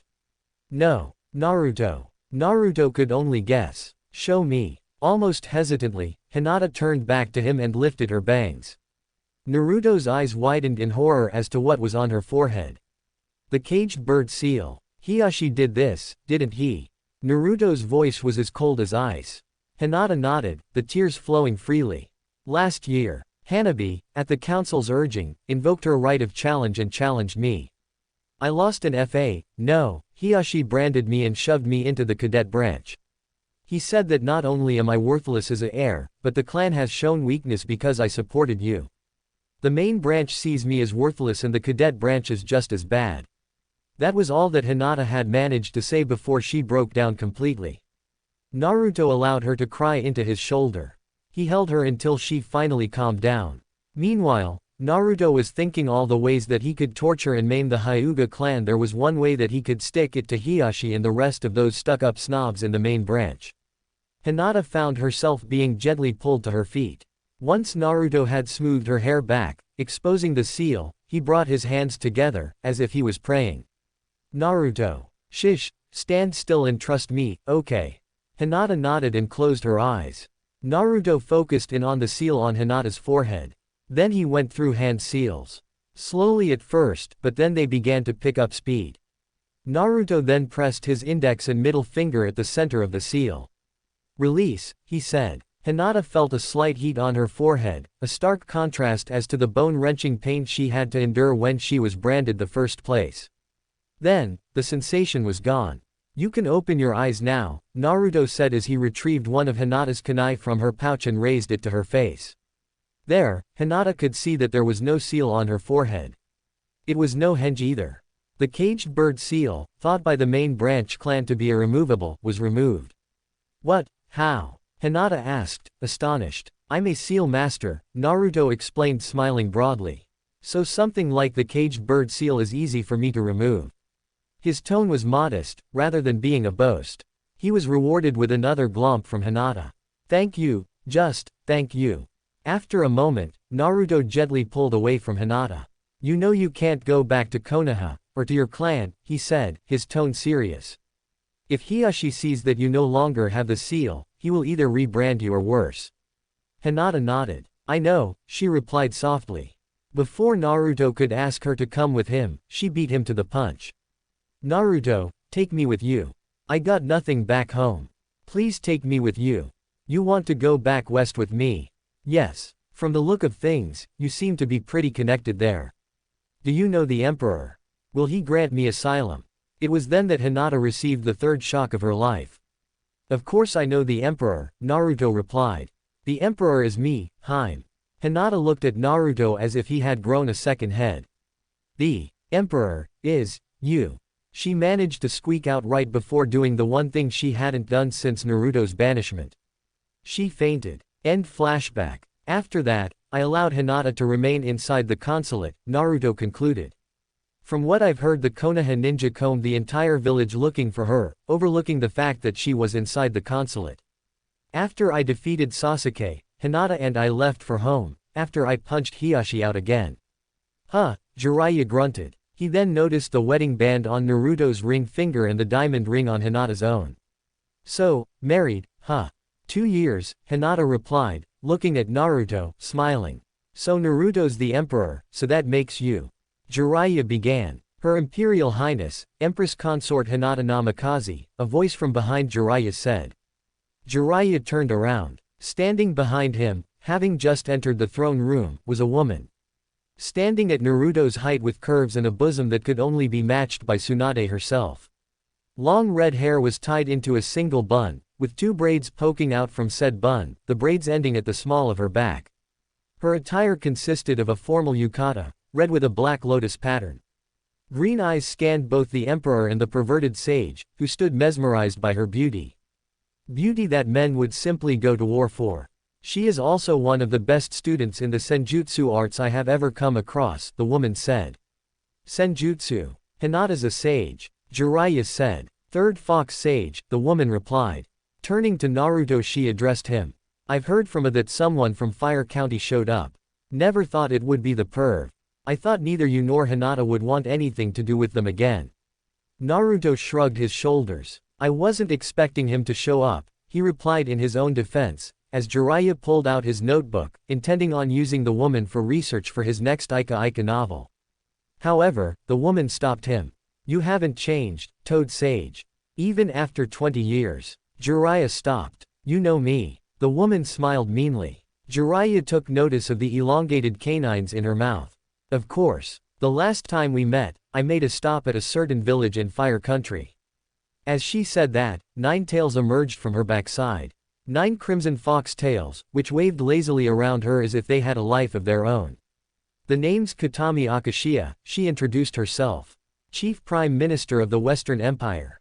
But you know me by my official title, Kyuubi no Yuko, the 9-tailed fox. Konoha, the Hokage's office.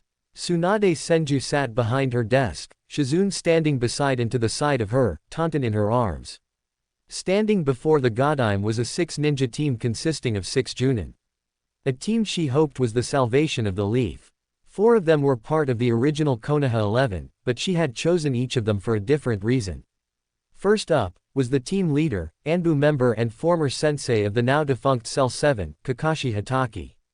Wielder of the Sharingan, a memento from his late teammate Obito Uchiha, he was a master of over 1,000 jutsu, and the former sensei of the banished Naruto Uzumaki. Kurenai Yuahi Sachirobe was the former captain of Cell 8. The wife of Asuma Sarutobi, she was Konoha's chief genjutsu master, capable of confusing the enemy with her illusions. The double team of Kiba Inuzuka and his giant dog Akamaru were also a valued asset to the team, and his rank of Junin proved that. He was also the first to turn against Naruto when it became known that he was the Kyuubi Jinchuriki, having taken the side of his mother and sister. For Rakan, Shino Aburame was Tsunade's next choice. His chakra-eating bugs would prove quite useful for the mission ahead. Next up was Tsunade's apprentice, Ino Yamanaka. 1/3 of the Ino Shika Cho trio, she had proven to be one of the best medic ninjas ever produced by the Leaf. Originally, both Ino and Sakura Haruno were apprenticed to Tsunade, but when it became clear that Ino was proving to be the better student, Sakura was furious. It was after this that Sakura's ninja career began to suffer, despite the fact that Tsunade had given them equal time together. Then, following her defeat at the hands of Hinata Namikaze, Sakura became a liability. Sakura's pride would eventually be her downfall, as she had assaulted a Chunin, thinking that she was Ino. In response to the assault, Tsunade had terminated Sakura's apprenticeship under her and revoked her ninja registration. Not even Sakura's mother, whose influence was strong on the civilian side, could sway the vote in her favor, since the incident happened in full view of the fire daimyo. Last, was Shikamaru Nara. Aside from being a master strategist, the slacker had somehow made Junin, and under his father's tutelage, was an expert in politics, making him the perfect man for the job.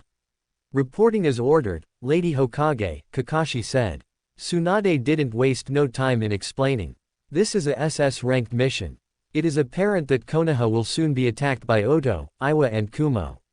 We cannot survive this war without any help. That is why you are going to the Western Empire to seek an audience with the Emperor, to try to get him to aid us in this war. If not, then Konoha will fall. This was a surprise to those assembled. No one in Konoha had ventured to the west since the first Hokage was in office, due to the ongoing wars. This was pretty new for them. All they heard was that someone about their age had unified the lands and was made emperor. On top of that, the empire had alliances with both Suna and Mist, which could prove invaluable for the war ahead. The future of the leaf hangs in the balance, Tsunade said. Which is why you must not fail. Travel through the neutral countries. Do not attract any unwanted attention. You leave now. The gathered ninja bowed in response. As they began to leave the room, Tsunade ordered Kakashi and Kurenai to remain behind. Once the younger ninja were gone, Tsunade addressed Kakashi and Kurenai. I did not want to say anything in front of the others, but the both of you have a secondary mission. If you come across Naruto in your mission. Kakashi nodded, as did Kurenai. We will ask him to come back to Konoha, Kakashi said. Are you sure that he would want to come back, after what was done to him? Kurenai asked. But would the council accept it? In a state of emergency, even my word can override the will of the council, Tsunade explained. Tell him if you see him, that I am offering him a pardon and safe passage back to Konoha should he choose to return and fight for the leaf. That's not what worries me, Kakashi said. We betrayed him, chose Sasuke over him. For all purposes, he may never forgive us, let alone Konoha for what we did. Still, Tsunade said, we have to try. Dismissed. Kakashi and Kurenai departed from the room. Chapter 3, Infiltration and Plans. 5 days after Kakashi's party had left for the Western Empire, the Konoha Council received an unwanted guest in the form of an envoy from Oto. Escorted by guards enhanced with the cursed seal and ready to attack at a moment's notice, Kabuto Yakushi scanned the faces of the Konoha High Council, both shinobi and civilian. The Konoha Anbu stood close by, along with several of Danzu's root Anbu, katanas drawn. The right-hand man of Orochimaru smirked to himself. Even Konoha had to follow the rules when it came to visiting diplomats, and despite being from the Sound, Kabuto was no exception to the rule. What are you doing here? Tsunade demanded from her seat. Now, Kabuto chided. There's no need to be rude, Lady Hokage. I bring greetings from your former teammate, Lord Orochimaru, as well as a message. In 3 weeks' time, Lord Orochimaru will return to Konoha, and finish what he had started, along with the Tsuchikage and the Raikage backing him up as support. In other words, this is a formal declaration of war on the leaf. The will of fire will extinguish your master. One civilian shouted. Konoha is the strongest of the shinobi nations. Kabuto scoffed. Konoha is a disease. Face it, you basically alienated each and every single ally you had when you banished your trump card. Oh, yes. Lord Orochimaru knows that you have banished the Kyuubi Jinchuriki. Because of that, no other village will not come to your aid. In any case, Lord Orochimaru and his allies from Stone and Lightning are hereby giving you a chance to save your pathetic village. Orochimaru offering terms. How thoughtful of him, Tsunade sneered. Name your terms. 4 simple requests. No, make that demands, Kabuto replied, knowing full well that Konoha would not accept the surrender offer. First off, Konoha is to surrender Sasuke Uchiha to Oto. Second, Kumo wants a Hyuga. Not one with the caged bird seal. At that, he paused so that he could face Hiyashi when he told him of the demand. But one from the main branch. Your remaining daughter, Hanabi. In a rage, Hiyashi was out of his seat. You will not take my daughter. He bellowed as Sume Inuzuka, Asuma Sarutobi, and Shikaku Nara restrained him. Kabuto ignored Hiyashi's outburst. Third, Iwa wants the forbidden scroll of sealing. As it was the property of Minato Namikaze, Iwa wants the scroll so that they can destroy it, and with it the legacy of Konoha's yellow flash. And finally, Konoha must recognize the sound as a major shinobi power, while at the same time, step down as one of the 5 major villages. With a roar, Hiashi threw off the other Junin and despite his bad leg, charged at Kabuto, who made no move as Hiashi grabbed him and was preparing to turn his brain into jelly from a Juyuken strike. You kill me, Lord Orochimaru will find out, Kabuto threatened. Pulling down his shirt so that the shoulder is exposed, he showed Hiashi the cursed seal, which was activated. Yes, strike me down, and you will condemn your daughter, your clan, and all of Konoha to the sword by the end of the day. With a growl, Hiashi released Kabuto, who merely adjusted his clothing. Good, Lord Hyuga. No one doesn't have to die today. To Tsunade, he said, these are our terms. The choice is yours, destruction or sacrifice. He mockingly bowed to Tsunade. You have 3 weeks to make your choice. Failure to comply, well, you know the consequences. Imperial Complex, the morning after Jiraiya's visit. Naruto was in the training hall of the Imperial Complex. He was alone. A day had passed since Jiraiya's visit and Naruto had a lot on his mind. Which is why he was meditating in the dojo at 6 in the morning. He had long since closed the book on Konoha. His life as a Konoha shinobi was long over. He was even more powerful than the Hokage, and both him and Hinata were seen as heroes to the people of the unified West. And yet, half of him wants to protect Konoha, while the other half wants to see it fall. The proverbial angel and devil were on his shoulders. A Rio for you thoughts. Naruto opened his eyes. Kneeling in front of him, in his robes of state, was the Sandaime himself, Hiruzen Sarutobi. Sarutobi-sensei, Naruto whispered. You seemed troubled, the old man said. You can say that, Naruto replied. But I got to know. You knew that my father was the Yellow Flash, yet you kept that from me. Why? Hiruzen sighed. I suppose you have every right to be mad at me, Naruto. But I did it to protect you. Had Iwa found out that their most hated enemy had a son, then you would be in danger. So I had you take on your mother's last name in order to throw them off. I guess that's understandable, Naruto said, his rising anger dissipating. Dad was pretty infamous during the last Shinobi War. And now you're trying to avoid a 4th Shinobi War by decapitating the head of the snake, Hiruzen said. You may not be Hokage, but you are a true leader. The people here look up to you and see you as something that Konoha has failed to do, as a hero. And sometimes being a leader means you have to make the most difficult of choices. And here, I thought paperwork was bad, Naruto sniped. That's what the shadow clones are for, Hiruzen said as he lit his pipe. I wish I had figured that out sooner. You may hate Konoha, but you are still divided over what to do. Naruto nodded. I can just as easily do nothing, and let Orochimaru raise the leaf to the ground and kill everyone, or rescue the clans and grant them asylum. Shikamaru told me why the clans betrayed me and voted for the banishment. All because of Danzo. The elder Sarutobi sighed. In some cases, I agree with you. The corruption within Konoha is far too deep. Minato had planned on reforming the civilian council and to strip it of its power, but those plans had died with him when the Nine Tails attacked. You once asked me what was the will of fire. Remember what I told you? That it was the life philosophy of Granny Tsunade's grandfather, Hashirama Senju, the Shadaime Hokage, Naruto replied. The will of fire states that every ninja, from the lowliest of genin to even the most experienced Junin must believe, cherish and fight for the village's sake, just as their predecessors had done before them. The will of fire gives the ninja the strength to fight against overwhelming odds, while at the same time builds willpower and strength of character. It also symbolizes the hopes and dreams of the previous generation being passed on to the next. Whether you believe me or not, you are the very essence of what the Shadaime had fought for, the old man pointed out. Even when you were banished, you never lost your way. The will of fire is all but diminished in Konoha, but it lives here. It lives in the people that you have united. It lives in your wife. And it lives in you. Minato and Kushina would have been proud of you, had they lived. Naruto smiled. Thanks, old man. I know what to do now. I know that what I am doing is the right choice. Naruto opened his eyes. He was still in the training hall, but this time around, he was alone. A vision. He wondered as he rose from his kneeling position. From the look of things, he had been inside the training hall for an hour. That and his knees were sore. Hinata and Katami would be awake soon, and today was an important day. Hall of Sovereigns, Imperial Capital. Naruto Namikaze sat at the head of the table. Hinata Namikaze sat at his left, while I was on his right.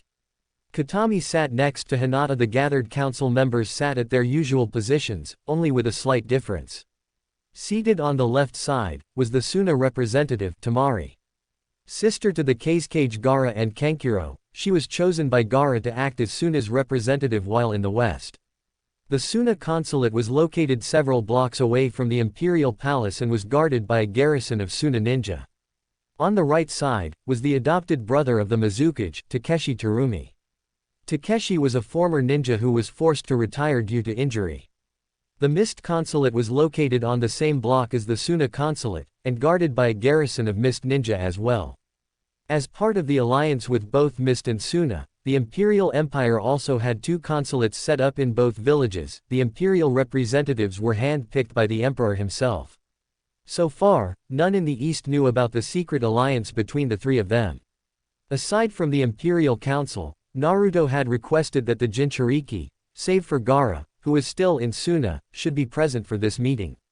Standing before the Emperor and the Imperial Council were the 6 Jinchuriki which Naruto had rescued. First up was Yugito Ni, container to the 2-tailed monster cat, formerly of Kumo, and commander of the elite all-female fighting force known as the Hellcat Unit. Because of Naruto's actions years earlier, she was his biggest supporter, as well as having fought alongside him during the Unification Wars. Her base of operations was in the Imperial capital. Next to Yugito, was Roshi, former Iwa ninja and container to the 4-tailed monkey, and his partner, the brooding Han, also from Iwa and the container to the 5-tailed dolphin horse. Imagine their shock that the young emperor who had saved them from a gruesome fate was the son of Iwa's most hated enemy. But once Naruto had told them his story of how he came to be the emperor, the older men could easily sympathize with his plight. And given the choice of trusting the son of the Yellow Flash or facing certain death at the hands of the Akatsuki, the 2 ex-Iwa ninja chose the former. After all, the old saying that the enemy of my enemy is my friend does ring true. While Han made his home in the Laja Mountains, he serves as a guardian for one of the mountain towns there. Roshi was the leader of a shinobi village in the southern region, training and practicing his arts. Next to Han were Utakata, former missing ninja from Mist and Jinchuriki to the 6-tailed slug, and Fu, formerly of Waterfall and the container to the 7-tailed horned beagle. While Fu worked with the Empire's spy network, Utakata had decided on a more peaceful life, training his student, Hotato. Utakata had fought Naruto once when he was younger, but even he owed the Emperor his life for saving him from the Akatsuki. Fu, on the other hand, was the only member of the Jinchuriki to seek the Emperor out, having enough of her hellish life back in Waterfall. She found him in Suna, where he was a guest of Gaara while Suna hosted the Chunin exams, and requested that he take her with him. Naruto agreed. Last, was A's brother, Killer Bee, the Jinchuriki to the 8-tailed giant ox. While A served on as Naruto's senior advisor, Bee was assigned to look after the trading town of Rara, located at the base of the Laja Mountains. Like his brother, Bee owed Naruto big time for saving both their lives. Following Jiraiya's visit the previous day, Naruto had convened an emergency meeting of the Council and of the Jinchuriki, nicknamed the Imperial Six. Unlike the East, the Jinchuriki were seen as genuine heroes, protectors of the people, something that was foreign to Han and Fu, given their past experiences back home. But they warmed up to their new status of protector instead of pariah. For the past year and a half, Naruto and Hinata had came up with a plan to neutralize both Konoha and Orochimaru without destabilizing the East. Using Hinata's original plan as the base, Naruto and Hinata had added onto it. The spy network inside Earth and Wind Country were quite useful in gaining information in regards to the movements of Kumo and Iwa's shinobi forces. Orochimaru did not step foot out of Odo, leaving his right-hand man to act as proxy. Apparently, the snake was occupied with burning Konoha to the ground once and for all, and dismissed the Pakara merchants as a threat, allowing them to conduct their business in peace. That would prove to be his fatal flaw. It was shortly after their first wedding anniversary that word came from the Pakara branch in Earth Country. A new Tsuchikage was in power, and he too was a puppet ruler, Orochimaru pulling the strings from behind the scenes. Fu herself had verified the reports and passed them on to both Roshi and Han. The two Jinchuriki had respected Onoki a great deal and were outright furious upon hearing of his assassination. With the death of Onoki, Roshi and Han's last known link to Iwa was destroyed. The plan was then revised when it became clear that Orochimaru had two powerful shinobi nations under his control. The way to stability became clear for Naruto and Hinata: sabotage the fragile alliance between Orochimaru and the two villages. If Orochimaru was killed in the ensuing crossfire, it would be a bonus. Naruto brought meeting to order. Council members, Representatives Subaku and Terumi, fellow Jinchuriki. I thank you for coming on such short notice. So what's the problem, sire? Lady Ahara asked. Yeah, Chief, Eiji Kibigami said. You got all of us up here cooling our heels. That earned him an elbow to the side from the Chiba clan head. An old acquaintance of mine has passed on grave news. There is war brewing in the elemental countries, a 3-on-1 attack on Konoha. The reports I've received from Kumo and Iwa have all but verified it. Konoha, Lady Ahara parroted. The same place that has banished you. If anything, you should just let the place burn for the slights against you. Even a blind man can see that you are not the Nine Tails reborn. Otherwise, you would have long since destroyed that place. The other members nodded at her statement. Believe me when I say that the thought crossed my mind, Naruto replied mildly, but my source told me that I owe my life to the Fire Lord, as he was the one who stopped the Konoha Council from placing me into the bingo book, as well as sending Hunter Ninja after me. That I already know, since the Fire Lord told me himself, but he remained silent as to who was the one who kept me out of the book. No, my main concern is our allies in Suna and Mist. They may be dragged into this war against Kumo, Oto and Iwa. But my brother is not allied to Konoha, Tamari pointed out. Not after what they had done to you. Why would Oto, Kumo and Iwa attack Suna? You of all people know that the snake is petty, and will not let grudges go, Hinata explained. That and since Suna despises Orochimaru for killing your father, Orochimaru may try and destroy Suna before it can ally itself with Konoha. Tamari knew exactly what he was talking about. You think that the hubby would attack Suna before moving on to Konoha as payback for botching the invasion 8 years ago? If I was him, I would, Naruto replied. I'll send word to Gaara and tell him to be on his guard. The same with Terumi as well. If the snake attacks either one of them, then our consulates will be in danger. Excuse me, sire, but who is this snake you are talking about? Ryuji Shinzen asked. Naruto replied by creating a shadow clone in the middle of the room and placing it under a henge to make it look like Orochimaru. This is the person who is spearheading the invasion, the snake sage, Orochimaru. One of the 3 legendary sages, the others being the Toad Sage, Jiraiya and the Slug Sage, and current Godime Hokage, Tsunade Senju.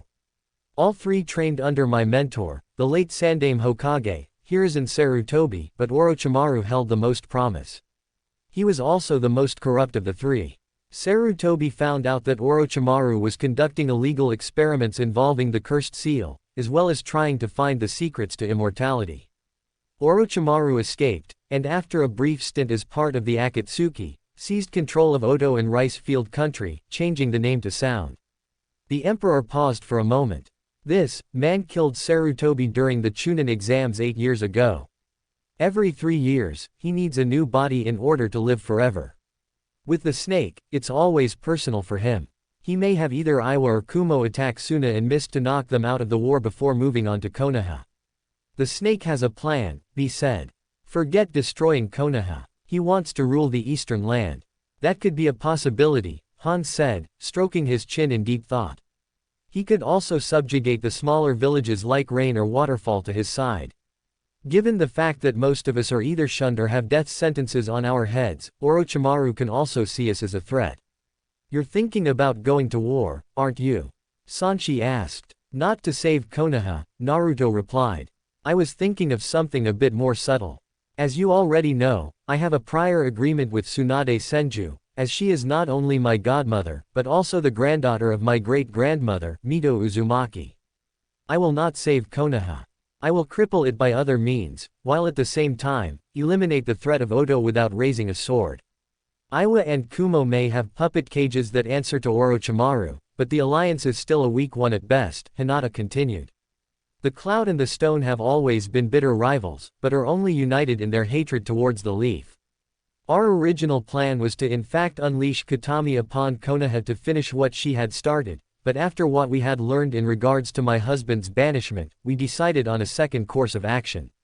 Which is? Lady Ahara prodded. Operation Susanoo's Wrath, Naruto replied. In the Pakara branch of both Earth and Lightning Country are two sleeper cells consisting of members from Zabuza's Demon Brigade and Yugito's Hellcat unit. On my command, the cells will attack both Iwa and Kumo in a sneak attack designed to eliminate the senior members of Iwa and Kumo without eliminating the cages themselves. It was a protocol which Naruto and Hinata had been planning on ever since the Suna Akatsuki War. They knew that Orochimaru was a threat to the region and both had planned accordingly. Using the spy network in the east, they had gotten detailed accounts of Iwa and Kumo's shinobi forces. It's a brilliant stroke of genius, if I may say so myself, Yugito added with pride in her voice. The cell in Earth Country will be disguised as Kumo Ninja and the cell in Lightning will be disguised as Iwa Ninja. Kibigami put the dots together. And when the shit hits the fan, one side will blame the other, and Orochimaru can't hold the alliance together if the two villages end up fighting each other, he guffawed. And you hope that Odo would be either wiped out and Orochimaru killed, or crippled to the point that he would never be a serious threat. He cackled. You were always a sneaky little shit, Chief. Glad to see you haven't lost your touch. Coming from you, I'll take that as a compliment, Naruto replied, used to the older samurai's foul-mouthed tendencies. This, coming from the same guy that came up with a thoughtful, albeit crude description about his wife's demeanor, the only thing bigger than her tits is her heart. That comment earned him a whack on the head by Kasumi Ahara. What about Konoha? Haruka Shinzen asked. I've been in contact with the fire daimyo and he agrees with me. The village is beyond hope, beyond saving, Naruto replied. As per our agreement with Senju, I will allow the shinobi clans and any ninja that support the Godime Asylum within the empire. Someone once said that no one is beyond redemption. I will put that to the test. Hayate Okajima rubbed his chin. And by allowing a sizable number of ninja to resettle here would all but cripple Konoha's ninja forces overall. Maybe to the point that they would no longer be recognized as a hidden village. He smiled. Boss, have I ever told you I like how you think? Actually, the idea of offering the Konoha Ninja Asylum was her idea, Naruto said, gesturing to Hinata. I can't take credit for something my wife has done. He pulled out a second report. One of General Kazuma's men stationed at the Pakara merchant house in the fire capital had sent this to me. Orochimaru has sent in an envoy to Konoha to negotiate terms of surrender to Konoha, led by his right-hand man, Kabuto Yakushi. Now would be a good time to strike, Sanshi suggested. While the envoy is away, you should give the order. There's no need to, Naruto replied. I gave the order yesterday. Operation Susanoo's Wrath will be executed as per to our orders come midnight, when the Unification Festival concludes. The spy network has gotten the routines of both Iwa and Kumo down to a T. After all, no one will ever suspect the Empire of pulling off such a feat. Is there any other business? Katami asked. There was none. We will see all of you at the Unification Ball, Hinata said. You are dismissed. The council and the Jinchuriki piled out of the room. Naruto and Hinata remained behind, the former thinking about his encounter with Jiraiya. Flashback. Hall of Sovereigns, the previous day. If anyone was present, they would have seen the Emperor of the Western Empire on the floor, laughing his ass off at the fact that Jiraiya was 1 second away from having a heart attack for being in the same room as the Kyuubi no Kitsune. Hinata, in the meantime, looked amused at her husband's antics, as well as the fact that the Toad Sage was about to have a coronary. You, the Nine Tails. Jiraiya managed to get out. How did you get out of the seal? Easy. The kid here broke it, Katami replied, giving the man a fanged grin. She then turned to Naruto, who had finally gotten himself under control. Good thing that the room had a soundproof seal, otherwise anyone who had entered would have been greeted with the sight of the Western Emperor laughing his head off. You okay there, kid? You almost made pervy Sage shit his pants, Naruto cackled. Naruto, You know that this the nine-tailed demon fox, right? Jiraiya said cautiously. The same nine tails that turned Konoha into its personal stomping grounds. The one your old man sealed inside of you. Of course I know, Naruto replied, rising to his feet. He dusted himself off and took his seat. And for the record, the tailed beasts are not demons, as most people would think. As one would think, Katami is the most powerful of the Biju. She, along with several others, helped me in my quest of unifying the continent. The people here know about my past in Konoha and do not treat me like a monster. What do you know about Madara Uchiha? Katami asked the older man. Madara Uchiha, Jiraiya repeated. The same Madara who had fought Tsunade's grandfather for the position of Hokage. I thought he was dead. Katami shook her head. Hardly, she replied mildly. At least until 2 years ago. Madara was the leader of the Akatsuki. A sadistic smile crept across her face.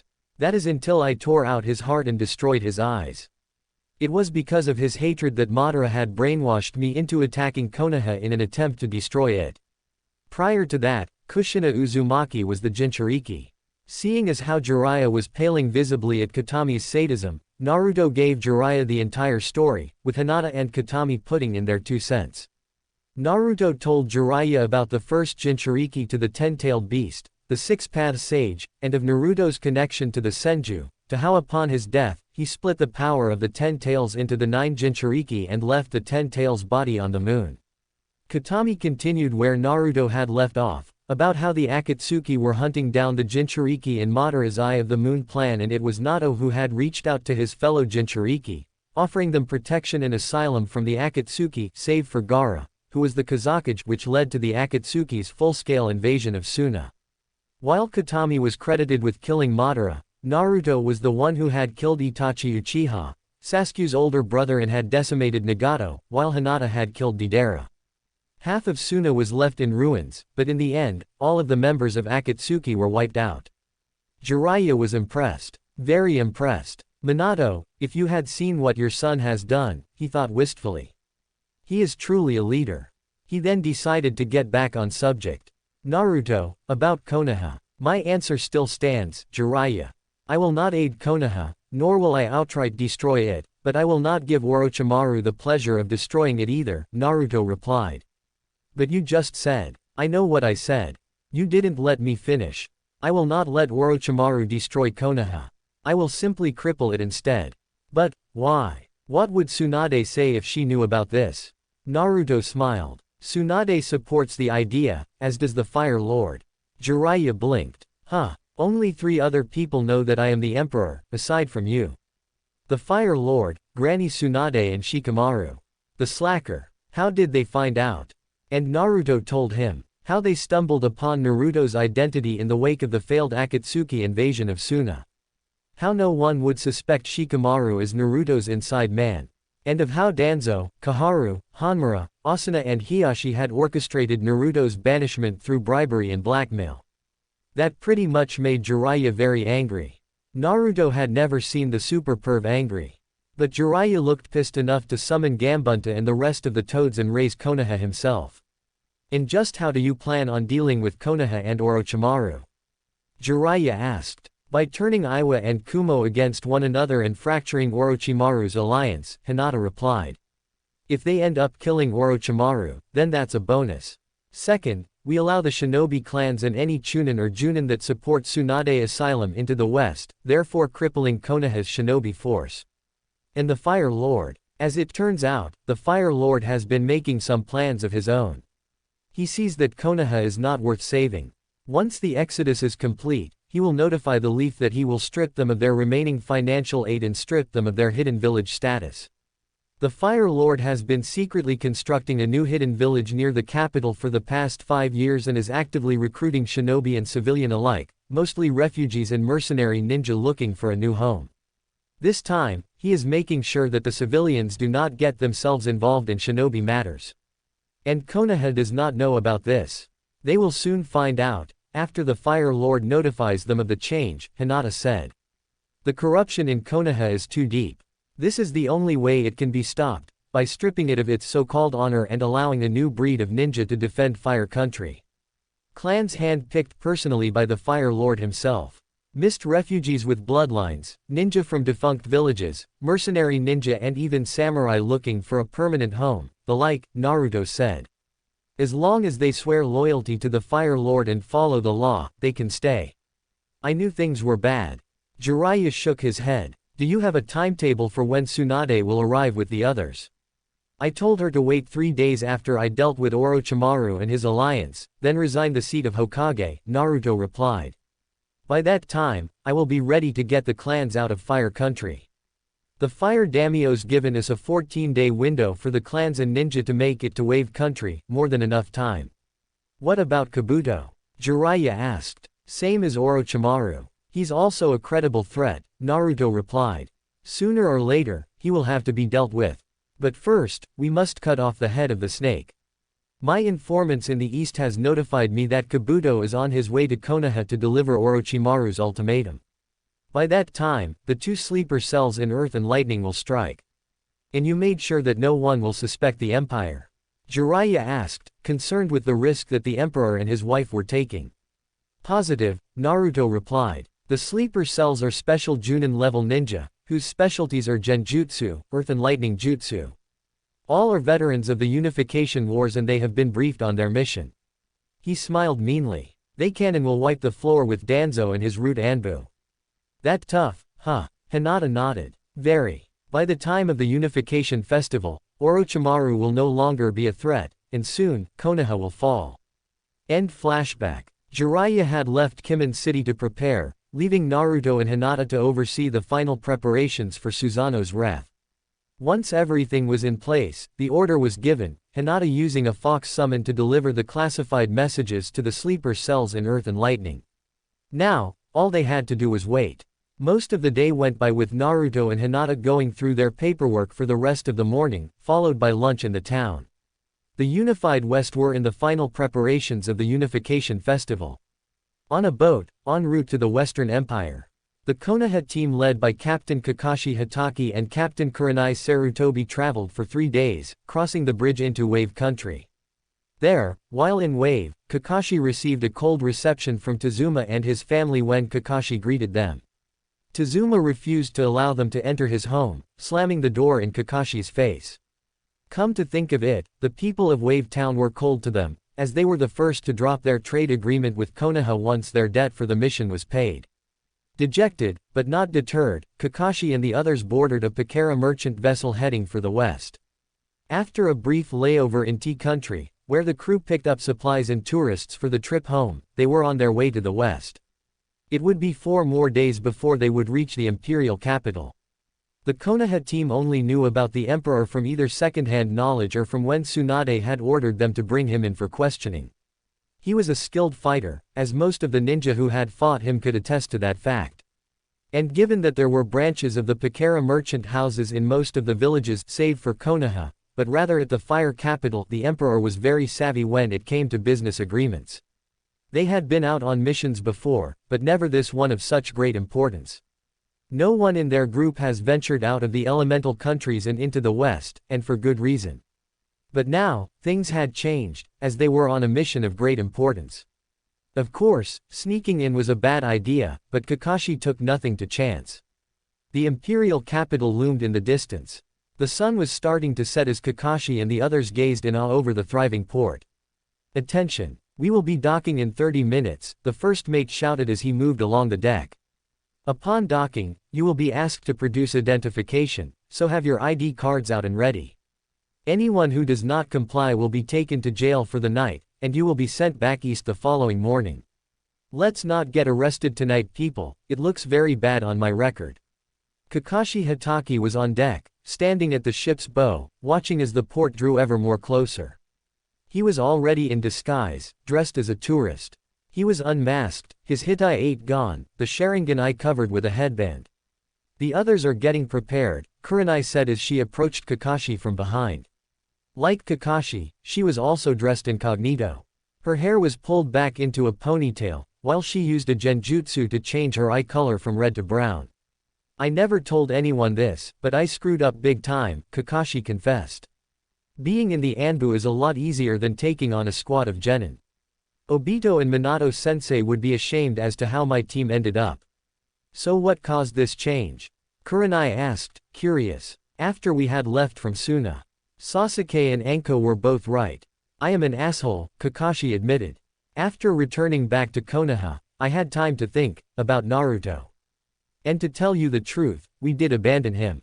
I guess it took more than enough time to realize that I royally screwed up by focusing solely on Sasuke instead of the entire team. I just hope that we do see him again, if only to apologize for how I treated him, how we threw him away. The copycat ninja sighed. At least your team came out somewhat okay. Hinata's stronger from what I have heard about her encounters with her former clan, despite being labeled a missing nin. Kiba's on his way to becoming a special Junin, and Shino's expertise in recon and medicine is the best I've ever seen. And look at my team. Sakura's a certified sociopath, Sasuke hasn't spoken to me ever since the Suna Akatsuki War, and Naruto was banished for doing his job. Can't say that I haven't gotten out of this unscathed, Kurenai said. You were there when Konohamaru abandoned the village for Suna. Asuma took it pretty hard. In his mind, he sees this as failing Konohamaru's parents and the Sandaime. She looked out at the approaching port. If you ask my personal opinion about this, Konoha has fallen from grace for what they had done to Uzumaki. That kid was a hero, not the Fox Reborn. He didn't deserve to get screwed over the way he did. If he is here in the Empire, maybe we can see him again, to apologize for what we had done. From below deck, Ino, Kiba, Shino and Shikamaru emerged. Unlike the elder Junin, the younger ninjas simply removed their Junin flak vests and Hitai Ateshin used several sealing scrolls to hide them. Everyone ready? Kurenai asked. The younger ninja nodded, while Akamaru barked. The boat made its way into port. Once the boat was secured and the crew began to remove their cargo, the passengers disembarked. Walking up the harbor, they reached the gates that would allow them to enter into Kimen. However, as with Konoha, there were guards at the gates. One was immediately identified as a ninja, given by his flak vest, while the other was a samurai. The ninja was older than his counterpart, and the two men were chatting each other as Kakashi and the others approached. The ninja saw them coming. Caravan, citizen, pilgrim, tourist or. Kakashi did the talking. We're tourists from the east. We heard from some of our friends who had visited here before that the west is a pretty nice place for a vacation, and since our boss has given us some time off, we decided to come and visit, check out the sights. The ninja chuckled. Well, you guys came at the right time. You guys showed up during the week-long Unification Festival. We're celebrating the unification of the northern and southern regions of the unified West. As for attractions, we got a couple in the north. If you like to gamble, there's North Lajja town about 70 miles from here. The Lajja Mountains also has a nice hot springs resort. Then there's the Dragon Temple and gardens in the city, and the Imperial Palace. In the southern region, if you plan on staying that long, we hold an annual martial arts tournament in South Ichiyama. And there's the Tears Point Memorial. What's the Emperor like? Kurenai asked. For someone so young, he rules with great wisdom and patience, the samurai replied. He is skilled in the samurai arts as well as in the arts of ninjutsu. Aside from being a skilled fighter and master tactician, he is also a brilliant politician, charismatic and at the same time, cunning like a fox. We have been blessed to have such rulers, both the emperor and his wife, the empress consort. The emperor is married? Shino asked. Yes. They've been married for 2 years now.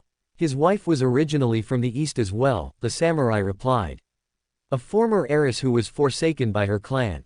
She's nicknamed, the Lady of War, given how she is a trained ninja who fought alongside the emperor during the Suna Akatsuki War. Beautiful, but deadly. Then there's the Prime Minister, the ninja replied. She's been with him ever since the Unification War, a red-headed woman with green eyes.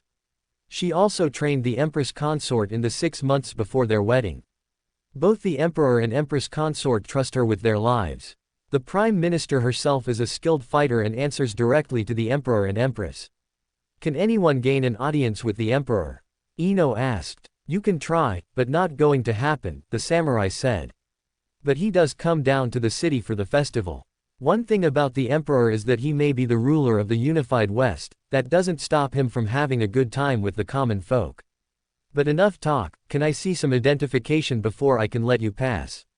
Kakashi and the others handed their ID to the ninja. The The ninja took down their names and handed them back to them. Upon asking for a map of Kimin City, the samurai produced one and handed it to Kurenai. "Welcome to the unified West, and enjoy your stay," the ninja said cheerfully. Once Kakashi and the others were gone, the samurai went to perform another identification check on another visitor. The ninja, on the other hand, turned to a figure that was hiding in the shadows. General Kazuma, of the Shadow Company. The ninja, himself a member of the Shadow Company, excused himself and walked over to Kazuma. "Report," the commander ordered calmly. "Sir, 6 Konoha ninja posing as tourists has just entered the city," the ninja replied. He had worked at the Imperial Consulate in Fire Country and had recognized the ninja instantly, as the spy network in Fire Country kept detailed files on Konoha's finest. Kazuma nodded. "Good work. I will inform the Emperor and his consort. Return to your post." The ninja bowed and returned to his duties, while Kazuma sank into the shadows. Imperial Complex, Hall of Sovereigns. Hinata Namikaze was on her way to the visitor's room, where her husband was already entertaining Yukie Fujikaze. The reason why she was running late was because she had a sparring session with a clone that had lasted a bit longer than expected. After a quick shower, Hinata was clad in a fresh indigo-colored ninja uniform, think Ayane's C1 from Dead or Alive 4, and was walking down the corridor. "Lady Hinata." Hinata stopped and turned around. Kazuma rose from the shadows. "General Kazuma," Hinata greeted with a nod of her head. "What is it?" "There is a squad of Konoha ninja posing as tourists in the city," Kazuma replied. Hinata's eyes went wide. "Konoha ninja? Here in the capital?" Kazuma nodded. "It has been confirmed by one of my ninja at the harbor. 7 in total, all Junin-level ninja." He then gave the Empress consort detailed descriptions on the ninjas' appearances. Hinata nodded. "I will notify my husband of this matter." "Thank you, Kazuma." Kazuma bowed and decided to remain on standby for further orders. Inside the visitor's room, so the Toad Sage decided to drop by for a visit.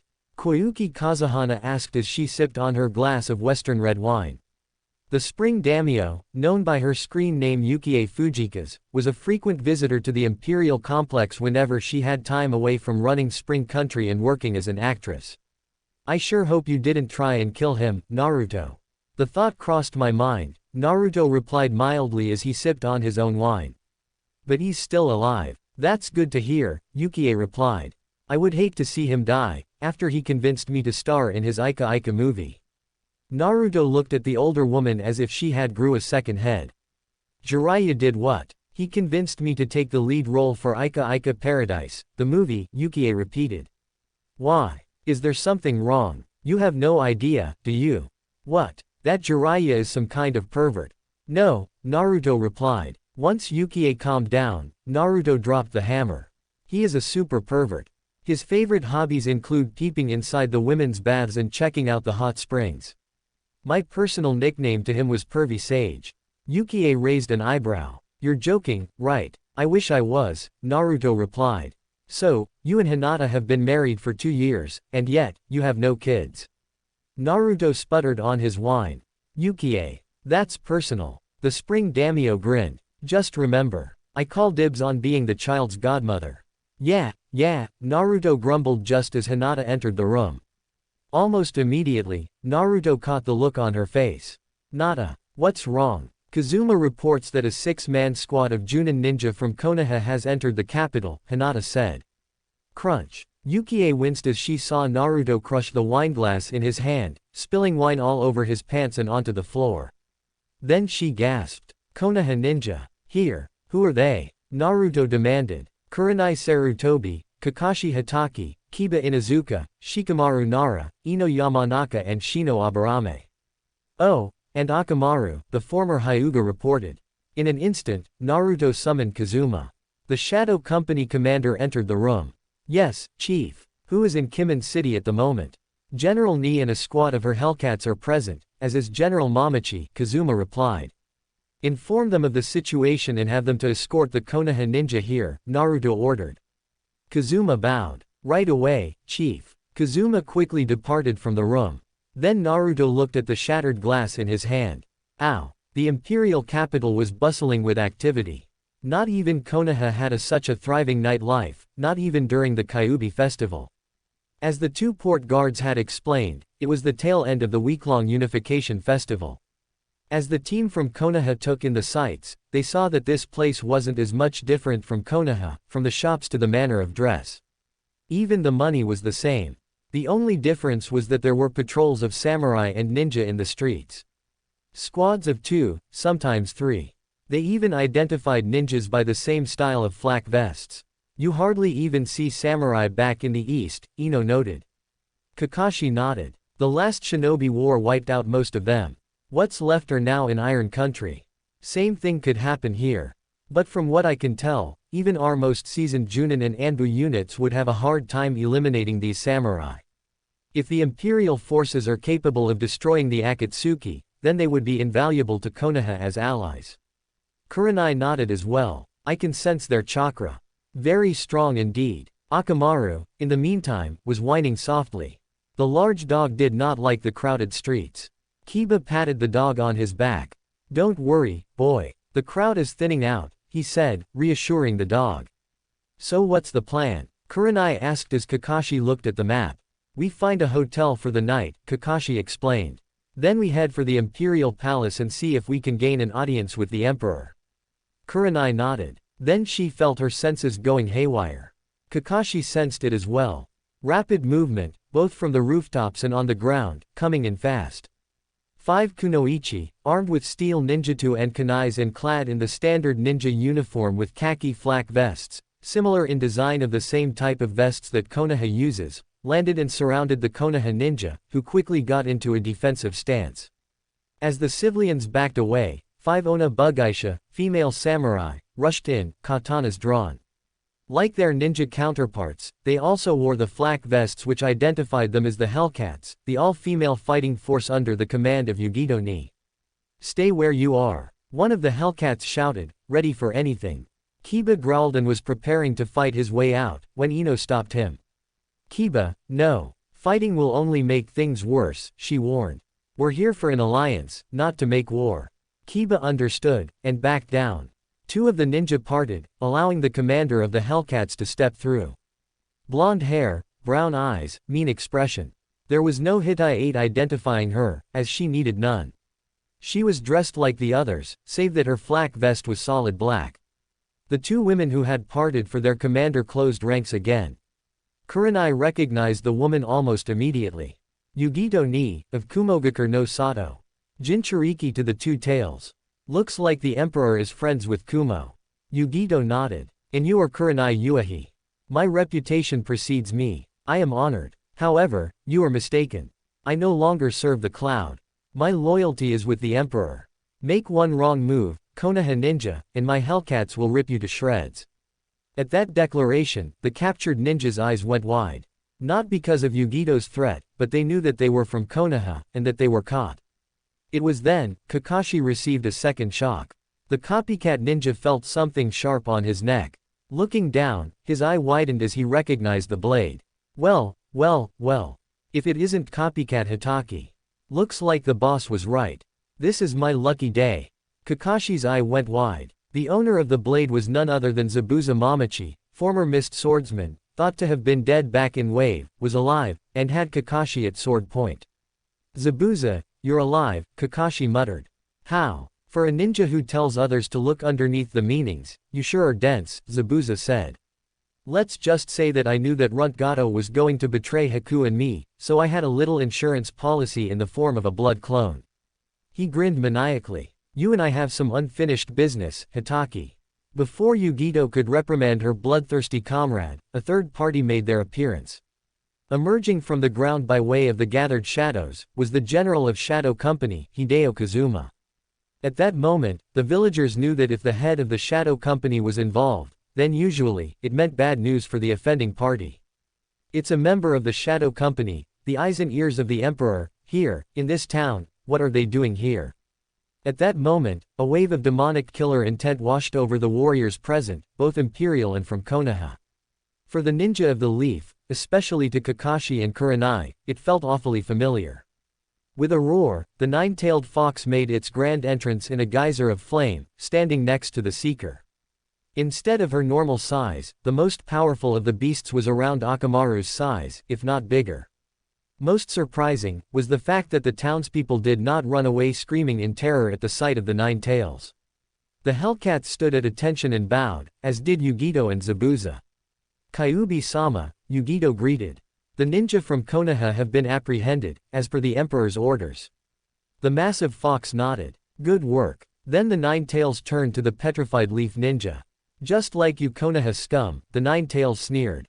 You have a very bad habit of coming into places where you are not wanted. Kiba was the first to get back his voice. Oh yeah, what's it to you demon? Or would you rather be called Naruto? Now you done it, Zabuza muttered as he inched to the side. Even he knew better than to raise the ire of the vixen, as he had learned the hard way. As the townspeople wondered that the idiot was saying, Katami quickly reacted. One massive tail lashed forward, catching the dog ninja by the throat and lifting him into the air. Kiba! Kurenai shouted helplessly as she watched her former pupil being hanged from the air. Then the Konoha ninja watched as the nine tails transformed from a demonic-looking fox to a shapely woman with long red hair tied into a single braid, and clad in a crimson ninja uniform with black trim, all dead or alive's Kasumi, and sandals. A black fox's head was on the back of the uniform. Her eyes were still red, as the tails snaked around her form. This is the only time I will tell you this, you little mutt, so pay attention, Katami snarled. The kid and I are not one and the same. We are completely separate entities. Just like you people to get the jailer mixed up with the prisoner, she concluded as she slammed Kiba to the ground, the dog lover bouncing on the hard street once upon impact. From the sidelines, Zabuza winced. That's gotta hurt. As Ino rushed to heal the bruised Kiba, Katami willed the tails away, her eyes shifting from a demonic red to emerald green. Despite this, Katami still had an angry look to her face. Under any other circumstances, I would kill you where you stand. However, the Emperor and Empress Consort wants all of you alive and in one piece when I bring you to them. Any resistance from any one of you, and I'll let Zabuza have his fun. The Konoha envoy gulped. Despite it being the wrong reasons, they had gained an audience with the Emperor and his wife. The only problem was whether or not they would survive the encounter. Katami turned to Kazuma. Inform the Emperor and Empress Consort that we will arrive with the Konoha ninja momentarily. Once Kazuma was gone, Yugito had her Hellcats escort the captured ninja to the Imperial Complex. On the way, the Konoha ninja passed the Suna and Mist consulates, of which were easily identified by the ninja guarding the compounds, as well as the flags of their respective villages that were flying from the entrance. Following the pathway out of the city, the group reached the Imperial Complex, the nerve center of the unified West. Beautiful, yet intimidating. The guards bowed to Katami, to which she replied with a single nod. Turning towards the House of Sovereigns, the Nine Tails led the prisoners and their guards there. It didn't take too long for the group to reach their destination. Beyond the wooden double doors was the throne room. The doors themselves were guarded by a samurai guard, who bowed their heads in respect to the Biju Queen. The Emperor and Empress Consort will arrive shortly, Lady Akashiya, one of the samurai said. Katami nodded and turned around. Zabuza, Yugito, you are no longer needed. The rest of you Hellcats remain here. Once Yugito and Zabuza disappeared, Katami turned to the Konoha ninja. Watch what you say around the Emperor and his wife, she warned, of which was directed to Kiba and Ino. The throne room's guards opened the doors and the Konoha ninja were ushered inside. Katami walked up the steps and stood beside and behind the throne on the left. At the far end of the throne room, the doors opened and in stepped the most powerful couple in the Western Empire. His clothes stained with the wine from earlier, Naruto had changed into his black vest, pants and boots.